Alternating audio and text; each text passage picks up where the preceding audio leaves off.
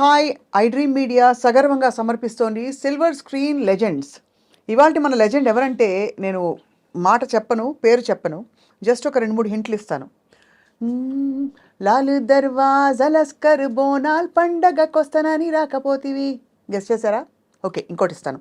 ఒట్టేసి చెప్పవా ఇంకొకసారి. గుర్తొచ్చిందా? కిన్నెరసాని వచ్చిందమ్మా ఎన్నెల పైటేసి.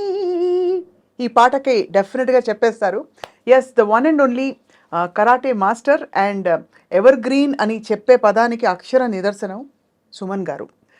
దాదాపు 700కి పైగా చిత్రాల్లో నటించారు.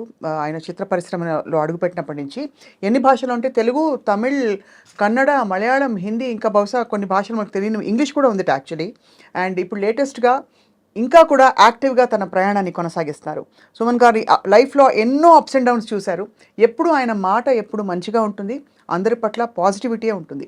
Let's talk to him and learn more about his journey. Sir నమస్కారం. నమస్తే అండి. మీ పాటలు గుర్తొచ్చినప్పుడు మీకు ఏమనిపించింది సార్? ఈ పాటలు ఆల్ మెమరీస్ అండి, వండర్ఫుల్ మెమరీస్. అంటే మా హీరోయిన్స్, మా ప్రొడ్యూసర్స్, డైరెక్టర్స్ చేసిన క్యారెక్టర్స్, నేను ఇచ్చిన మెసేజెస్ అన్నీ గుర్తుకొస్తున్నాయండి. గ్రేట్. సో ఇంకా కూడా ఇంత యాక్టివ్గా యాక్ట్ చేస్తున్నారు సార్. ఇది I don't think of retirement అండి. ఎందుకంటే retirement is something when physically you're not okay. Correct, అవును. Physically when you're okay, why think of retirement అండి? మేబీ వర్కింగ్ స్టైల్ తగ్గిస్తాం, ఆర్ కమిట్మెంట్స్ని కొంచెం లిమిట్గా పెట్టుకుంటాం, ఓవర్ కమిట్మెంట్స్ కాకుండా. బట్ ఐ ఫీల్ మనం వెన్ వీఆర్ ఫిట్, అవును, మనం పని చేస్తూ ఉండాలి. This I take some examples from foreigners. వాళ్ళకి age is not the number కదా, అవును, దే ఆల్వేస్ ఫిట్. అంటే యాక్టర్స్ తీసుకోండి, ఈవెన్ నార్మల్ లైఫ్లో కూడా people they never say they old. Correct, ఓల్డ్లో they go around the world. అవును. సో అట్లా ఇన్స్పిరేషన్తో I don't want keep quiet at home అండి. కరెక్ట్, అవును. 1 డే రెస్ట్ బాగానే ఉంది, 2nd డే నుంచి ఏదేదో థాట్స్ వస్తాయి, 3rd డే నుంచి లేనిపోని వస్తాయి. ఏదేదో అంటే ఎలా సార్? అంటే కొంచెం ఇప్పుడేంటి వయసు అయిపోయింది, నెక్స్ట్ ఏంటి, ఇదేంటి, ఓ న్యూస్ చూస్తాం, అమ్మో ఇది ఉందా, అది ఉందా, ఇది ఉందా, all troubling things, you know. So when you're in the work ఏంటంటే you're being updated about what is going on. Then యంగ్స్టర్స్తో మనం చూసినప్పుడు మనకు ఒక ఉత్సాహం వస్తుంది, మనం కూడా పని చేయాలని. సో యాక్టర్స్ ఉన్నప్పుడు we always want to look young, so we should do young. So ఇట్లా మీరు మాత్రం you kept up very well sir. అంటే ఎక్కడ మీరు ఇంత కాలం గడిచిందని పాత సితార సినిమా విజువల్స్ లేకపోతే పాటలు చూస్తున్నప్పుడు కొంచెం మీరు తగ్గారు, చిక్కి ఉంటారు అప్పుడు టైంలో, సన్నగా ఉంటుంది తప్ప everything else you're the same almost. Basically ఒక యాక్టర్ అయిన తర్వాత నేను అనుకోవడం ఏంటంటే మనకి విజిటింగ్ కార్డ్ మన ఫేస్, బాడీ. సో భగవంతుడు మనకు ఒకటి ఇచ్చాడు, ఒక రూపం ఇచ్చాడు, మన తల్లిదండ్రులు ఒక రూపం ఇచ్చారు, దాన్ని మనం కాపాడుకోవాలి. లైఫ్ ఎంజాయ్ చేయాలి, బట్ దాన్ని కాపాడుకోవాలి. ఎందుకంటే అదే మనకి రికగ్నిషన్ ఇచ్చేది, ఫుడ్ ఇచ్చేది అదే. So I'm very particular about my daily routine అండి. అంటే ఎక్సర్సైజ్తో పాటు డయట్ కాదు, వాట్ ఫుడ్ వి ఈట్, అది. దెన్ దెర్ ఈజ్ మీకు తెలిసే ఉంటుంది క్లాక్ 8 hours అని. అది మేము 8 hours నిద్రపోలేము, 8 hours వర్క్ చేయలేము. డెఫినెట్లీ అది అటు ఇటుగా ఎక్స్టెండ్ అవుతుంది. బట్ 7 hours or 6 hours కూడా ఇప్పుడు now I'm trying to bring it down అనమాట. ఇప్పుడు మధ్యలో ఫ్లైట్లో పడుకోవడం, కార్లో పడుకోవడం అదంతా లెక్కకు రాదు. మన నైట్ పడుకోవడం 11 to morning 4 వెరీ ఇంపార్టెంట్ అండి. అప్పుడే మన బాడీ కంప్లీట్ క్లీనింగ్, రీజెన్యువేషన్ అన్నీ జరుగుతుంది, అప్పుడు డిస్టర్బెన్స్ ఉండకూడదు. So that I'm following. Then diets అని ఏం కాదు, సీజనల్ ఫ్రూట్స్, వెజిటబుల్స్. ఇప్పుడు ఏంటంటే డయట్ అంటే ప్రతి దాంట్లో కల్తీ ఉంది. అవును, ఇప్పుడు ఫ్రూట్స్ వెజిటబుల్స్ మీద ఏం చేస్తున్నారు అనిపిస్తుంది. కలరింగ్ ఉంది, లోపల కెమికల్ ఉంది, టేస్ట్ రావడానికి కూడా వేస్తున్నారు. మరి ఏం చేయాలండి? భూమి నుంచి పారిపోవాలనిపిస్తుంది. ఎక్కడికి వెళ్తామండి? ఎక్కడికి వెళ్ళినా అక్కడ కూడా వీడు వచ్చేస్తారు వెనకాల. అదే వాళ్ళు వదిలి ఈ పొల్యూషన్ గ్యాంగ్, పొల్యూటింగ్ గ్యాంగ్ ఉంది చూసారా, అది ఎక్కడినా మనం అది వదలదు. సో ఇంకేంటంటే మనం అప్పుడప్పుడు క్లెన్జింగ్ చేసుకోవడం, వీక్లీ అంటే మన టైం ఉన్నప్పుడు క్లెన్జింగ్ చేసుకోవడం. కొన్ని ఏన్షియంట్ మెథడ్స్ అండి, oil bath, massage, body massage, right way, అథెంటిక్గా చేసుకోవడం. ఒక ఏజ్ దాటిన తర్వాత వీ నీడ్ సమ్ హెల్ప్ అండి. రైట్. మనం కొన్ని చేయలేం. So somebody else has to assist, food, rest. And main నాకేంటంటే ద పాజిటివ్ థింకింగ్ అంటారు కదా, what is going to happen is going to happen. దానికి 20 సంవత్సరాల తర్వాత ఏం జరుగుతుంది ఇప్పుడే ఆలోచించి, రేపు ఎప్పుడు నా ప్లానింగ్ రేపుది ప్లానింగ్ అయిపోతుందండి. డే ఆఫ్టర్ గురించి నేను ఆలోచించాను అంతవరకే. Because next moment what is going to happen we don't know అండి. న్యూస్లో చూస్తున్నాం, మీ ఛానల్స్లో చూస్తున్నాం, సో షాకింగ్, అవును యూనో బాబోయ్. Accidents and you know some diseases coming in. And మన అన్ని నాలెడ్జ్ ఉన్నప్పుడు కూడా we commit certain mistakes.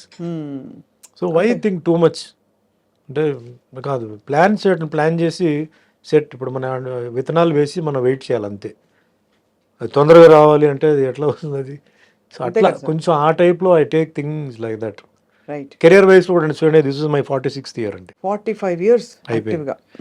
77 I joined, you know. అవునవును. అనుకోకుండా వచ్చాను. I was not a star.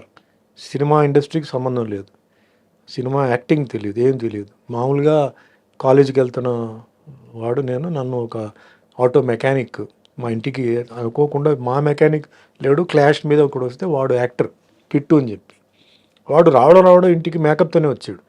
నేను తలుపు తీస్తే మేకప్తో నుంచున్నాడు. నువ్వేంటి మేకప్తో ఉన్నావు? మెకానిక్ అంటే నేనే మెకానిక్ అన్నాడు. నా పేరు కిట్టు, నేను తాళ ఇవ్వండి అన్నాడు. సర్ప్రైజ్, తాళం ఇచ్చాను. వెళ్ళాడు, ఏదో గిలికాడు, స్టార్ట్ చేసాడు, మళ్ళీ వచ్చాడు, తాళం ఇచ్చాడు, అయిపోయిందండి. ఏదో జట్టు మార్చాలి, రేపు నేను వచ్చి మారుస్తాను, నేను సాయంత్రం ఉంటానని కలవాలి అన్నాడు. ఎందుకన్నా? లేదు కలవాలి, నేను అర్జెంట్లో ఉన్నాను, షూటింగ్కి వెళ్తున్నాను నేను, నాకు అమ్మగారు ఫోన్ చేశారు అందుకే వచ్చానంటే, తెలీదు, ఉంటే ఉంటాను లేదన్న. ఈవినింగ్ వచ్చి మా మదర్ని కలిసి ఇట్లా సుమన్ అంటే యాక్టింగ్ ఓకే అండి, హీరోగా నేను అడుగుతున్నాను, నేనేం చైల్డ్ క్యారెక్టర్ ఏం కాదు, అతనికి ఏం తెలుసు ఇండస్ట్రీ గురించి, అతనికి ఇంట్రెస్ట్ కూడా ఉండకపోవచ్చు, బట్ సరే నేను అడుగుతాను, నాకేం అభ్యంతరం లేదు, అడుగుతాను అని చెప్పి మీరు రేపు రండి అని చెప్పి పంపించేస్తే, ఈవినింగ్ నన్ను వస్తే నేను అప్పుడు కరాటే 11 years నుంచి ఐఎమ్ ప్రాక్టీసింగ్ కరాటే. నేను క్లాస్కి వెళ్ళి వచ్చిన తర్వాత నీతో కొంచెం మాట్లాడాలని చెప్తే నేను వస్తాను చెప్పి, అర్జెంట్ అంటే లేదు స్నానం చేసి రా అన్న. స్నానం చేసి కూర్చుంటే she said it is a very very interesting subject and important subject, are you interested in acting? నాకు జోల్ట్ వచ్చింది. Mother is college of principal ప్రతిరాజ్ కాలేజ్ కదా సార్. అంటే వాట్ లేదు యాక్టింగ్లో నీకు ఇంట్రెస్ట్ ఉందా అని చెప్పింది.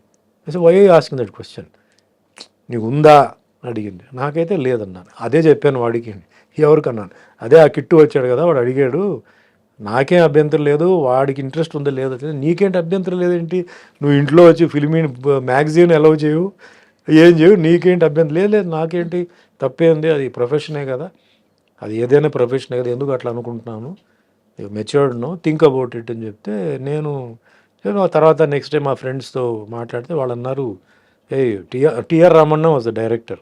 TR Ramanna is the guy who made Shivaji గణేశన్ని ఎంజిఆర్ని ఇద్దరు కలిసి జాయింట్గా తీసిన ఏకైక సినిమా ఆయన డైరెక్షన్. అవును అవును అవును. గొప్ప డైరెక్టర్ అడుగుతున్నాడు, నీకేంటి పిచ్చి పట్టిందా, నువ్వు ఒప్పుకోవాలి అంటే, నేను ఒప్పుకో అంటే నాకు యాక్టింగ్ తెలియదు, డాన్సింగ్ తెలియదు, కెమెరా సెన్స్ తెలియదు, అన్నీ మీకు వస్తాయిరా, నువ్వు వెళ్ళు అని చెప్పి మా ఫ్రెండ్స్ చెప్తే, అప్పుడు నెక్స్ట్ డే కిట్టు వస్తే సరే వెళ్దాం అని చెప్పి I went met Ramanna director. This happened on Sunday morning రాగానే నేను ఆఫీస్కి వెళ్ళంగానే చాలామంది క్రౌడ్ పెద్ద, అప్పుడంతా ఇది కదా, వాళ్ళు వెళ్ళి లైన్లో వెయిట్ చేయాలి, హీరోయిన్కి అంతా ఆఫీస్లో, చెన్నైలో బోగ రోడ్లో, శివాజీ గణేశన్ గారి ఇంటి దగ్గరలోనే ఇల్లు కూడా. మీరంతా డ్రెస్అప్ అయి వెళ్ళారా? మంచి మామూలుగా వెళ్ళానండి, క్యాజువల్గా. అప్పుడు just jeans set just come in to fashion, not faded, మామూలు జీన్స్ వెళ్ళంగానే ఆయన చూడంగానే అలా ఒకసారి ఎంటర్ అవనే పైనుంచి అలా చూసి తమిళ్లో వాంగ సుమన్ వాంగ నీ కదా ఆయన హీరో అని చెప్పి కౌలించుకున్నాడు. సరే ఓకే సార్ అని చెప్పి మళ్ళీ కూర్చుని నేను చెప్పాను, సార్ చెప్తున్నాను తప్పుగా అనుకోదు, నాకు యాక్టింగ్ తెలియదు, కెమెరా సెన్స్ లేదు, డ్యాన్స్ తెలియదు, ఫైట్ అంటే ఓకే, నా కరాటే రియల్ కరాటేకి తేడా ఉంది. అవును అంటే మీరేం అడిగేవారు సార్, నాకు మీరు కావాలి, మీరు ఏం చేయమండి, మీకేంటి భయంగా ఉందా జనాలు వినాలంటే, ఫస్ట్ 3 షెడ్యూల్స్ నేను వచ్చి ఇండోర్లోనే ప్లాన్ చేశాను, స్టూడియోలో ఉంటుంది, మొత్తం అందరినీ బయట పెట్టేస్తాను, మీకు ఏ ప్రాబ్లం లేదు, ఎవ్వరు మిమ్మల్ని డిస్కరేజ్ చేయరు, ఇట్లా ఎంకరేజ్మెంట్ ఇస్తే సరే అండి ఓకే చేస్తానండి. క్యారెక్టర్ స్టోరీ చెప్పారు, బాగుంది. నాకంటే ఎందుకు ఒప్పుకున్నా అంటే ఒక 6-7 ఫైట్లు ఉన్నాయి, సో మన ఫైట్లు ఆడుకోవచ్చు అని చెప్పి ఒక ధైర్యం వచ్చింది. బాగానే ఉంది చెప్పాను. ఎప్పుడు సార్ షూటింగ్? రేపు మార్నింగ్ షూటింగ్ అన్నాడు. సార్ ఏంటి సార్ రేపు మార్నింగ్ అంటే ఏంటి సార్, నాకు ఏమి తెలియదు కదా, హెయిర్ కటింగ్ అన్నీ చేసుకుంటాం అంటే, చేసుకోండి ఇవాళ సండే కదా మీరు చేసుకొని రండి అన్నాడు. తమాషగా అన్నీ జరిగింది. Monday morning AVM studio, makeup. First shot ఏంటి సార్ మీ డైలాగ్? నాకు గుర్తులేదండి. అది విలేజ్లో ఒక పోలీస్ ఆఫీసర్ మారువేషంలో వస్తాడు. ఒక వచ్చి అక్కడ ఒక మర్డర్ జరుగుతుందండి. ఒక మర్డర్ జరిగి స్విమ్మింగ్ పూల్లో బాడీస్ పడుతుంటాయి. అంటే తమిళ్లో పన్నయ్యార్ అంటారు. పన్నయ్యార్ అంటే ల్యాండ్ లార్డ్. పన్నయ్యార్ అంటే ఈజ్ లైక్ సంథింగ్ అక్కడ ఒక పెద్ద బాస్ లాంటిది కదా. సో ఆయన దీంట్లో పడుతుంటారు. అది దాని మీద ఇన్వెస్టిగేషన్ నన్ను పంపుతారు. సో సీన్ ఆ రోజు షార్ట్ ఏంటంటే నేను లోపల ఎంటర్ అయ్యి నేను అందరినీ ఆ పన్నయ్యార్ ఇంటికి రండి అని చెప్పుంటారు కొన్ని సస్పెక్ట్స్ అందరినీ. సో అక్కడ వచ్చేసి 1 by 1 ఐ విల్ ఎంక్వైరీ, ఓం పేరు అట్లా ఎంక్వైరీ చేసే సీన్. వాళ్ళందరూ భయపడుతూ నాకు వాళ్ళ ఇది చెప్పడం అనమాట. అట్లాంటి ఒక సీన్ అనమాట. Then but I had a tough time అండి. కెమెరా, లైట్, ఈ లైట్ తీసుకోండి, ఆ లైట్ కట్ చేయండి, ఇటు రావద్దు అటు రావద్దు. నేను షార్ట్ అయిన తర్వాత కిట్టు మాతో పాటు ఉన్నాడు. నేను చెప్పా, కిట్టు ఏంటంటే ఇరికించావు నన్ను, ఏమో అటు వద్దంటే ఇటు వద్దంటే ఎట్లా అన్నీ అలవాటు అయిపోతుంది బ్రదర్, మీరు ఉండండి నేను ఇక్కడే ఉంటాను చెప్పి పాపం ఆ రోజు ఫుల్గా ఉన్నాడు. Then I told him, Kittu continuous schedule పెట్టారు, యాక్టింగ్ నేర్చుకోలేదా నేను, ఎట్లా అంటే ఓ పని చేయి, డైలీ ఈవినింగ్ సినిమా చూడు, నైట్ షో చూడు అని చెప్తే డైలీ ప్యాకప్ అయిన తర్వాత మనకి ఆ కోడంబాకం ఏరియాలోనే ఏ థియేటర్ చాలా ఉండేది అప్పుడు థియేటర్స్ అని. So I use to watch Malayalam, Telugu, తన భాష అర్థం కాకపోయినా సినిమా చూడడం పెర్ఫార్మెన్స్ కోసం. అట్లా నేను డైలీ చేసుకునే టైంలో ఒక 2 వారాలు 3 వారాల తర్వాత సాంగ్ తీయబోతున్నా ఉన్నా. సాంగ్ అంటే డాన్స్ నాకు తెలియదు కదా, ఏం చేయాలంటే ఫస్ట్ నాకు డాన్స్ మాస్టర్ గారు సుందరం గారు, ప్రభుదేవ్ ఫస్ట్ ఆయన వచ్చి రిహర్సల్ పెట్టాలండి అని రిహర్సల్ పెట్టినప్పుడు చెప్పాడు, సుమన్ నువ్వు వచ్చి డాన్స్ నేర్చుకోవాలి, ఎందుకంటే మీరు కాలేజీలో చేసే డ్యాన్స్కి ఇవన్నీ డిఫరెన్స్ ఉంది, నువ్వు నేనన్నా మాస్టర్ ఎప్పుడు మాస్టర్ నేర్చుకోవడం, షూటింగ్ మార్నింగ్ నుంచి ఉంది కదంటే నువ్వు ఎర్లీ మార్నింగ్ క్లాస్ నేర్చుకొని చెప్పి ఆయన ఒక అడ్రస్ ఇస్తే మార్నింగ్ 5 to 6 డాన్స్ క్లాస్కి వెళ్ళి ఇంటికి వచ్చి స్నానం చేసి మళ్ళీ షూటింగ్కి అటెండ్ అయ్యి మళ్ళీ ఈవినింగ్ నైట్ సినిమా అట్లా చూసి అట్లా 3 monthsలో నేను ఐ మేడ్ మై సెల్ఫ్ అనమాట. కానీ మొత్తం లైఫ్ మారిపోయింది. అంతకుముందు ఆ ఫ్రీ టైం అంతా ఏం చేసేవారు మీరు? చదువు అయిపోయింది అంటే daily I use to go for martial art classes అండి. ఐ యూస్ టు నేను వారానికి 3 సార్లు I use to take class. వారానికి 3 సార్లు సీనియర్ ట్రైనింగ్ ఉండేది, అంటే బీచ్ ట్రైనింగ్ అట్లా మాకు చాలా ఉండేది. వాటికి I was totally into martial arts అంతే. ఫ్రీ టైంలో అంటే మా అమ్మగారు ఏం చేశారంటే చిన్నప్పుడే నాకు సాంస్క్రిట్ నేర్పించారు. అవును, భగవద్గీత నేను సాంస్క్రిట్లో నేర్చుకున్నాను. సో ఈ శ్లోకాలన్నీ ఉన్నాయి, లక్ష్మీ కళత్రం, లలితార్జున నేత్రం, పూర్వంద విత్రం, అవన్నీ చిన్న వయసులో అయిపోయింది. అంటే సాంస్క్రిట్ లిపిలో నేర్చుకున్నారు? సాంస్క్రిట్ లిపిలోనే సాంస్క్రిట్ నేర్పించి సాంస్క్రిట్ లిపిలోనే నాకు అన్ని నేర్పించారు. భగవద్గీత కూడా నాకు మొత్తం చదివించారు నాకు కంప్లీట్. అట్లా క్లాసికల్ మ్యూజిక్ కూడా నేర్చుకున్నారు కదా? క్లాసికల్ నేర్చుకోవాలి, క్లాసికల్ డాన్స్ లేదు, క్లాసికల్ మ్యూజిక్ లేదండి. వీణా నేర్చుకున్నాను, ఇన్స్ట్రుమెంట్ కళాక్షేత్ర నేను చదివాను కదా, అక్కడ వీణా నేర్చుకున్నాను అండ్ గిటార్. అఫ్కోర్స్ తర్వాత వదిలేసాను అనుకో. బట్ అప్పుడు మీరు ఏమనుకునేవారు? అమ్మ is a principal and so నేనేమవ్వాలి అంటే you wanted to also teach, మీకు మార్షల్ ఆర్ట్స్ లో స్థిరపడదాం. My ambition was to become a pilot. ఓహో, army pilot, not commercial pilot. నేను ఎప్పుడైనా ఇంట్లో ఉన్నప్పుడు ఈ జెట్ పైకి వెళ్తే ఓ పొగ అలా వదిలేసి వెళ్తుంటుంది తోకలాగా, ఆ సౌండ్ వచ్చేది. అప్పుడు ఈవెన్ బాత్రూమ్ ఉంటే కూడా స్నానం చేస్తుంటే టవల్ కట్టుకుని పరిగెత్తి వచ్చి నేను చూసేవాడిని. నాకు ఎప్పుడు డ్రీమ్ ఏంటంటే అదే ఎయిర్ ఫోర్స్లో జాయిన్ అవ్వాలి అని నాకు ఒక ఇది. But mother wanted me to become a doctor. So ఈ లోపల ఏంటంటే డెస్టినీ చేంజ్ చేసి యాక్టర్ అయిపోయింది. సో అది కూడా మదర్ వాళ్ళ ఇదే, father doesn't involve himself in anything, మదరే ఇంటికి బాస్ అనమాట. సో మదరే నాకు బ్లెస్ చేసి, ఇప్పుడు ఇంటికి అగేన్స్ట్గా నేను రాలేదండి సినిమా ఫీల్డ్కి. మదర్ బ్లెస్సింగ్స్తోనే, మదర్ ఇష్టపడే నన్ను పంపారు తప్ప నాకు ఏం చేయలే. సో అట్లా నా కెరియర్ 1978లో స్టార్ట్ అయింది. అండ్ ఈ సినిమా షూటింగ్ జరిగేటప్పుడే నాకు వేరే ఒక 3 సినిమాలు వచ్చింది. అందరూ ఏంటి అప్పుడు టాక్, ఓ చాలా హ్యాండ్సమ్ హీరో ఒక ఆయన వచ్చారనా, లేకపోతే ఏమని అనుకున్నారు? ఒక new boy on the handsome boy plus martial arts expert, అంటే ఓపెన్ కదా షూటింగ్ చేసే, చాలా రెస్పెక్ట్ వచ్చింది ఆ టైం. ఈ స్టంట్ యూనియన్ వాళ్ళందరూ న్యూస్ స్ప్రెడ్ చేశారు. అంటే ఫైట్స్ అప్పుడు ఈవెన్ ఫాలింగ్స్ అన్ని మేమే ఒరిజినల్గా చేసాం.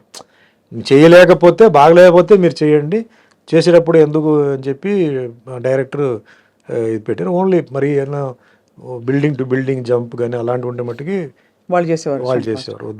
అంటే అది కింద 9.8 లెన్స్ ఉండేది, అసలు ఎవరు దూకుతారో తెలియదు, ఓన్లీ ఫిగర్ తెలుస్తుంది అనమాట. వాటికి వద్దన్నా. బట్ ఫస్ట్ ఫ్లోర్ నుంచి జంప్ చేయడం అవన్నీ మేమే చేసాం. మీరే చేశారు? ఎందుకు సార్ అంత సాహసం? నాకు ఏం పెద్ద సాహసం లాగా ఐ డెంట్ ఫీల్ పెద్ద రిస్క్ నేను ఫీల్ అవ్వలేదండి. రిస్క్ ఉన్నది నేను వదిలేశాను. అంటే ఏదైనా అయితే రిస్క్ అవుతుందని చెప్పి నేను వదిలేశాను. ఫస్ట్ ఫ్లోర్ నుంచి జంప్ చేయడం నేను పెద్ద రిస్క్ ఫీల్ కింద అవ్వాలి. ఏమైనా పెడతారా గోని సంచులు ఏదో పెట్టారు, ఏదో పరుపు లాంటిది. బట్ బాడీ బ్యాలెన్స్ అది క్యాట్ ఫాల్ అంటారు. పిల్లి వదిలేస్తే అది వచ్చేటప్పుడు కాలు ఇలా వస్తాయండి కిందకి. ఎక్కడైనా సరే మీరు పిల్లిని ఎలా అయినా మీరు ఉల్టా చేసి పారేసినా అది రోల్ అయిపోయి కింద వచ్చేటప్పుడు క్యాట్ ఇలా వస్తుంది ఇట్లా. ఆ ల్యాండింగ్, క్యాట్ ల్యాండింగ్ అంటారు. So we're taught all those things martial ఆర్ట్లో. మీరు చాలా అడ్వాన్స్డ్ కదా అందులో. క్యాట్ ల్యాండింగ్లో వస్తే ఏం కాదు. ఇప్పుడు ఏంటి సార్ మార్షల్ ఆర్ట్స్ మీరు గోడలు పగలగొట్టడం అన్ని bricks, plank, with your head also కదా సార్? హెడ్తో ఐస్ బ్రేకింగ్ అండి. ఐస్ బ్లాక్ ఎలా వీలవుతుంది సార్? ఐస్ అవుతుంది. టెక్నికా? You have to train. So daily కొంచెం కొంచెంగా you bang your head on the wall, get it hard. Basically karate ఏంటంటే ఎవరికైతే బాడీ అంటే సన్నగా ఉన్నారో ఆర్ లావుగా ఉన్నారో వాళ్ళకి చేతులు కాలు పని చేయకపోతే వాళ్ళకి బాడీలో ఉన్న ఒక పార్ట్ని మన వెపన్ కింద తయారు చేస్తాం. Very interesting. లేడీస్ ఉన్నారండి, లేడీస్ సారీస్ కట్టుకుంటారు. So they can't lift their leg కదా. సో ఎట్లా డిఫెండ్ చేస్తారంటే hands, there are so many parts in the hand. Elbow is there, knuckles are there, then so many head undi, then this part is there. So all these things they make it hard. That is the weapon, because they can't. There are certain ladies who can lift the leg also. అంటే చూరిదార్ వేసుకొని pant వేసుకొని చేసుకుంటారు. అట్లా various forms. So మాదేంటంటే totally conditioning the body to take the blow and to give the blow. మన ఏంటంటే you should be ready to take the blow. దెబ్బలు డెఫినెట్గా తగులుతాయి, ఫస్ట్ తగిలిన తర్వాత కదా మనం అటాక్ చేసేది. సో దెబ్బలు కొట్టినా అది తీసుకోవడానికి క్లాస్లో ట్రైనింగ్ ఉంటుంది. It's called pain tolerance. One person పెట్టి నలుగురు వీళ్ళు అటాక్ కొట్టించుకుంటారు. నలుగురు రోడ్లో అటాక్ చేస్తే ఎలా ఉంటుందండి ప్రాక్టికాలిటీ, అది చేస్తాం మేము. Once you reach black belt level you will be given all this training. అంతకుముందు ఏంటంటే you are trained, use the ground, use the wall. కొందరింట్లో పంచ్ బ్యాగ్ ఉంటే పంచ్ బ్యాగ్. అట్లా we train the person and see that the body is natural. ఇప్పుడు కొంచెం scientific, ఇప్పుడు కొంచెం advanced అన్నీ ఉన్నాయి. You have lot of safety methods ఉన్నాయి, కొన్ని హైబ్రిడ్ మోడల్స్ వచ్చాయి కదా అన్ని, చాలా ఉన్నాయి. You got it. టైంలో మీరు ఒక కొత్త హ్యాండ్సమ్ బాయ్, మార్షల్ ఆర్ట్స్ కూడా వచ్చిన అబ్బాయి ఇండస్ట్రీకి వచ్చేసాడని ఒక పేరు వచ్చేసింది మీకు. అండ్ వరుసగా ఆఫర్స్ మొదలైపోయాయి, స్టార్ట్ అయిపోయింది. ఫస్ట్ పిక్చర్ రిలీజ్కి ముందే నాకు 3 సినిమాలు. నాకు ఇంటింటి రామాయణ తెలుగులో నేను చంద్రమోహన్ గారు క్యారెక్టర్ చేశాను, కామెడీ రోల్. క్వైట్ రివర్స్ అనమాట. తర్వాత రాధికతో నేను my third film was with Radhika. ఆవిడ కూడా అప్పుడే కెళకే పోగం రేగలని చెప్పి ఓ పిక్చర్, భారతరాజా పిక్చర్ చేసింది. I think her 5th film or something. నాకు 3వ cinema. I worked as heroine. So అట్లా ఇంకా కంటిన్యూ ఇట్ బికేమ్ రొటీన్. అప్పటికి మీకు అలవాటు అయిపోయింది కదా ఇండస్ట్రీలో. How did you manage sir? అంటే ఇప్పుడు ఏం అడగాలి, your newcomer to the industry, ఫ్యామిలీలో ఎవరు లేరు, ఏమేమి అడగచ్చు, ఏం అడగకూడదు, ఏం డిమాండ్ చేయొచ్చు, అది తెలిసిపోయిందా? అదే నా గాడ్ ఫాదర్ చెప్పాలంటే కిట్టు గారు అండి. Is no more, but Kittu was my guide. He put a manager next to me. ఎట్లా మాట్లాడాలి, ఏం మాట్లాడాలి అంటే ఇలా చెప్పాలి, ఇదంతా ఆల్ గాడ్స్ గ్రేస్. నాకు everything went on well. You became a super star. ఆ story is a totally different story అండి. ఐ డోంట్ థింక్ ఎక్కడో పుట్టి ఎక్కడో పెరిగి మళ్ళీ వచ్చి ఒక స్టార్ అవడం అంటే, I'm not saying super star or that star this star కాదు. ఆ స్టేటస్, స్టార్ స్టేటస్, నాకు తెలుగులో నాకు స్టార్ స్టేటస్ వచ్చిందండి. అయ్యో, very much. Okay, which I dent expect, I didn't aim. నేను దానికోసం నేను చేయలే. నేను సినిమాలు ఒప్పుకోవడం చేసుకోవడం, ఎక్కడ సినిమాలు మాకు ఆగిపోతుందని చెప్పేసి వచ్చిన సినిమాలు అన్ని కథ ఓ మాదిరిగా, అంటే అప్పట్లో ఒక 6 ఫైట్లు 6 పాటలు ఉంటే చాలు, చేస్తే హీరో. ఇంకా దాంట్లో డే అండ్ నైట్ షూటింగ్ అండి. మార్నింగ్ 7 నుంచి రాత్రి 2 వరకు. కానీ బోర్ కొట్టేది కదా? You enjoyed it? I loved అండి. Even today also I love it. Acting అంటే నాకు యాక్టింగ్ ఒకటి. తర్వాత చాలా మంది సార్ సెల్ఫీ తీసుకోవచ్చా అని అంటారు. నేను హ్యాపీగా ఇస్తానండి, ఎందుకంటే నేను అసలు ఇరిటేట్ అవను. ఎవరు అడిగినా నేను, అంటే టైంని బట్టి ఏదన్నా మరీ ఫ్లైట్ ఎక్కేటప్పుడు ఆపారంటే. మీరు మామూలుగా కూడా ఇరిటేట్ అయ్యి నేను చూడలేదు సార్, ఎందుకంటే చాలా పేషెంట్ గా ఎక్స్ప్లెయిన్ చేస్తారు అన్ని, ప్రతిదీ ఉండదు. అది ఐ ఫీల్ గ్రేట్ అండి. నేను ఆఫ్టర్ ఆల్ నేను I'm born to a teacher, principal. మా నాన్నగారు ఇంటీరియర్ కార్పొరేషన్ మేనేజర్, పుట్టాను. నేనేం పెద్ద హీరోకో పెద్ద హీరోయిన్కో పుట్టలేదు. మా తాతగారు అమ్మమ్మ గారు ఇండస్ట్రీ ప్రొడ్యూసరో డిస్ట్రిబ్యూటరో కాదు. అలాంటి వాడికి ఒక అవకాశం వచ్చినప్పుడు ఐ ఫీల్ గ్రేట్. సో ఒక్కసారిగా సార్ ఐఎమ్ షూర్ మీరు మంచి వెల్ ఆఫ్ ఫ్యామిలీ నుంచి వచ్చుంటారు. బట్ ఒక్కసారిగా మీకు లక్ష్మీ వర్షం కురిసినప్పుడు how did you feel? First నేనేం కొనుక్కోవాలంటే అలాంటి పెద్ద నేను అలా ఆశించలేదండి. నేను even after I became a very big star also ఏ ఇంట్లో పుట్టానో అదే ఇంట్లోనే ఉన్నాను. నేను ఇల్లు మారలా అసలు. నేను అదే ఇంట్లో చాలా మంది వచ్చేసి సార్ బంగ్లా తీసుకోవాలి అవి తీసుకుంటే అన్నారా? అన్నారు మీరు బంగ్లా తీసుకోవాలి. ఆఫీస్ ఒకటి వేరే పెట్టాను, బట్ ఇల్లు మట్టికి అదే. నేను టిల్ ఆల్మోస్ట్ ఆల్ 89 ఇటు షిఫ్ట్ అయ్యే వరకు నేను అదే ఇంట్లోనే ఉన్నాను. ఆఫీస్ వేరే పెట్టాను, అంటే ఇంటి దగ్గర అన్నీ కష్టం అని చెప్పి మదర్ని డిస్టర్బ్ చేస్తారని చెప్పేసి నేను ఆఫీస్ వేరే పెట్టాను. బట్ ఇల్లు అదే హౌసింగ్ బోర్డు కాలనీలోనే ఉన్నాను. నేను వేరే అంటే ఫాల్స్ ఈగో కోసం నైబర్స్ అంతా కూడా బాగా ఎక్సైట్ అయిపోయి ఉంటారు. వెరీ హ్యాపీ అండి, very happy. And I was the same, అదే సుమనే, అదే వీధిలో ఒకప్పుడు సుమనే ఏంటి అదే సుమనే. సో మీరంతా వీధిలో మీకు before coming to cinema sir which your friends తో నిలబడి అంటే టీ తాగడం. అదే రోడ్ లో కరాటే గ్రూప్ ఉంది, నా బ్యాచ్ ఉంది. అదే గ్రూప్ లో నాన్ కరాటే గ్రూప్ ఉంది. అండ్ మాకేంటంటే మాకు కాలేజ్కి వచ్చినప్పుడు వీధి చివరిలో వచ్చేసి ఒక టీ స్టాల్. ఆ టీ స్టాల్లో టీ అంటే కాలేజ్ నుంచి వచ్చిన తర్వాత అక్కడ టీ తాగడం, చిన్న డిస్కషన్ దేశం గురించి రాష్ట్రం గురించి, తర్వాత ఇంటికి రావడం, డ్రెస్ మార్చుకోవడం, క్లాస్కి వెళ్ళిపోవడం, అట్లా ఉండేది రెగ్యులర్ అండి. ఇప్పుడు యూత్ ఎలా ఉన్నారో అలాగే ఉండేవారు. యాక్టింగ్ అయిన తర్వాత స్టార్ట్ అయిన తర్వాత కుదరలా, టైమింగ్స్ అవన్నీ కుదరలా. బట్ నేను అదే ఇంట్లోనే ఉన్నాను, ఏ ఇంట్లో నేను పుట్టానో అదే ఇంట్లోనే ఉన్నాను తప్ప నేను వేరే ఎందుకో నాకు ఆ పెద్ద బంగ్లా అది ఇది సింపుల్గా ఉంటే బెటర్ అని చెప్పి తర్వాత అసెట్ కోసం నేను వేరే హౌస్ ఒకటి కొన్నాను. సరే అసెట్గా ఉంటుంది.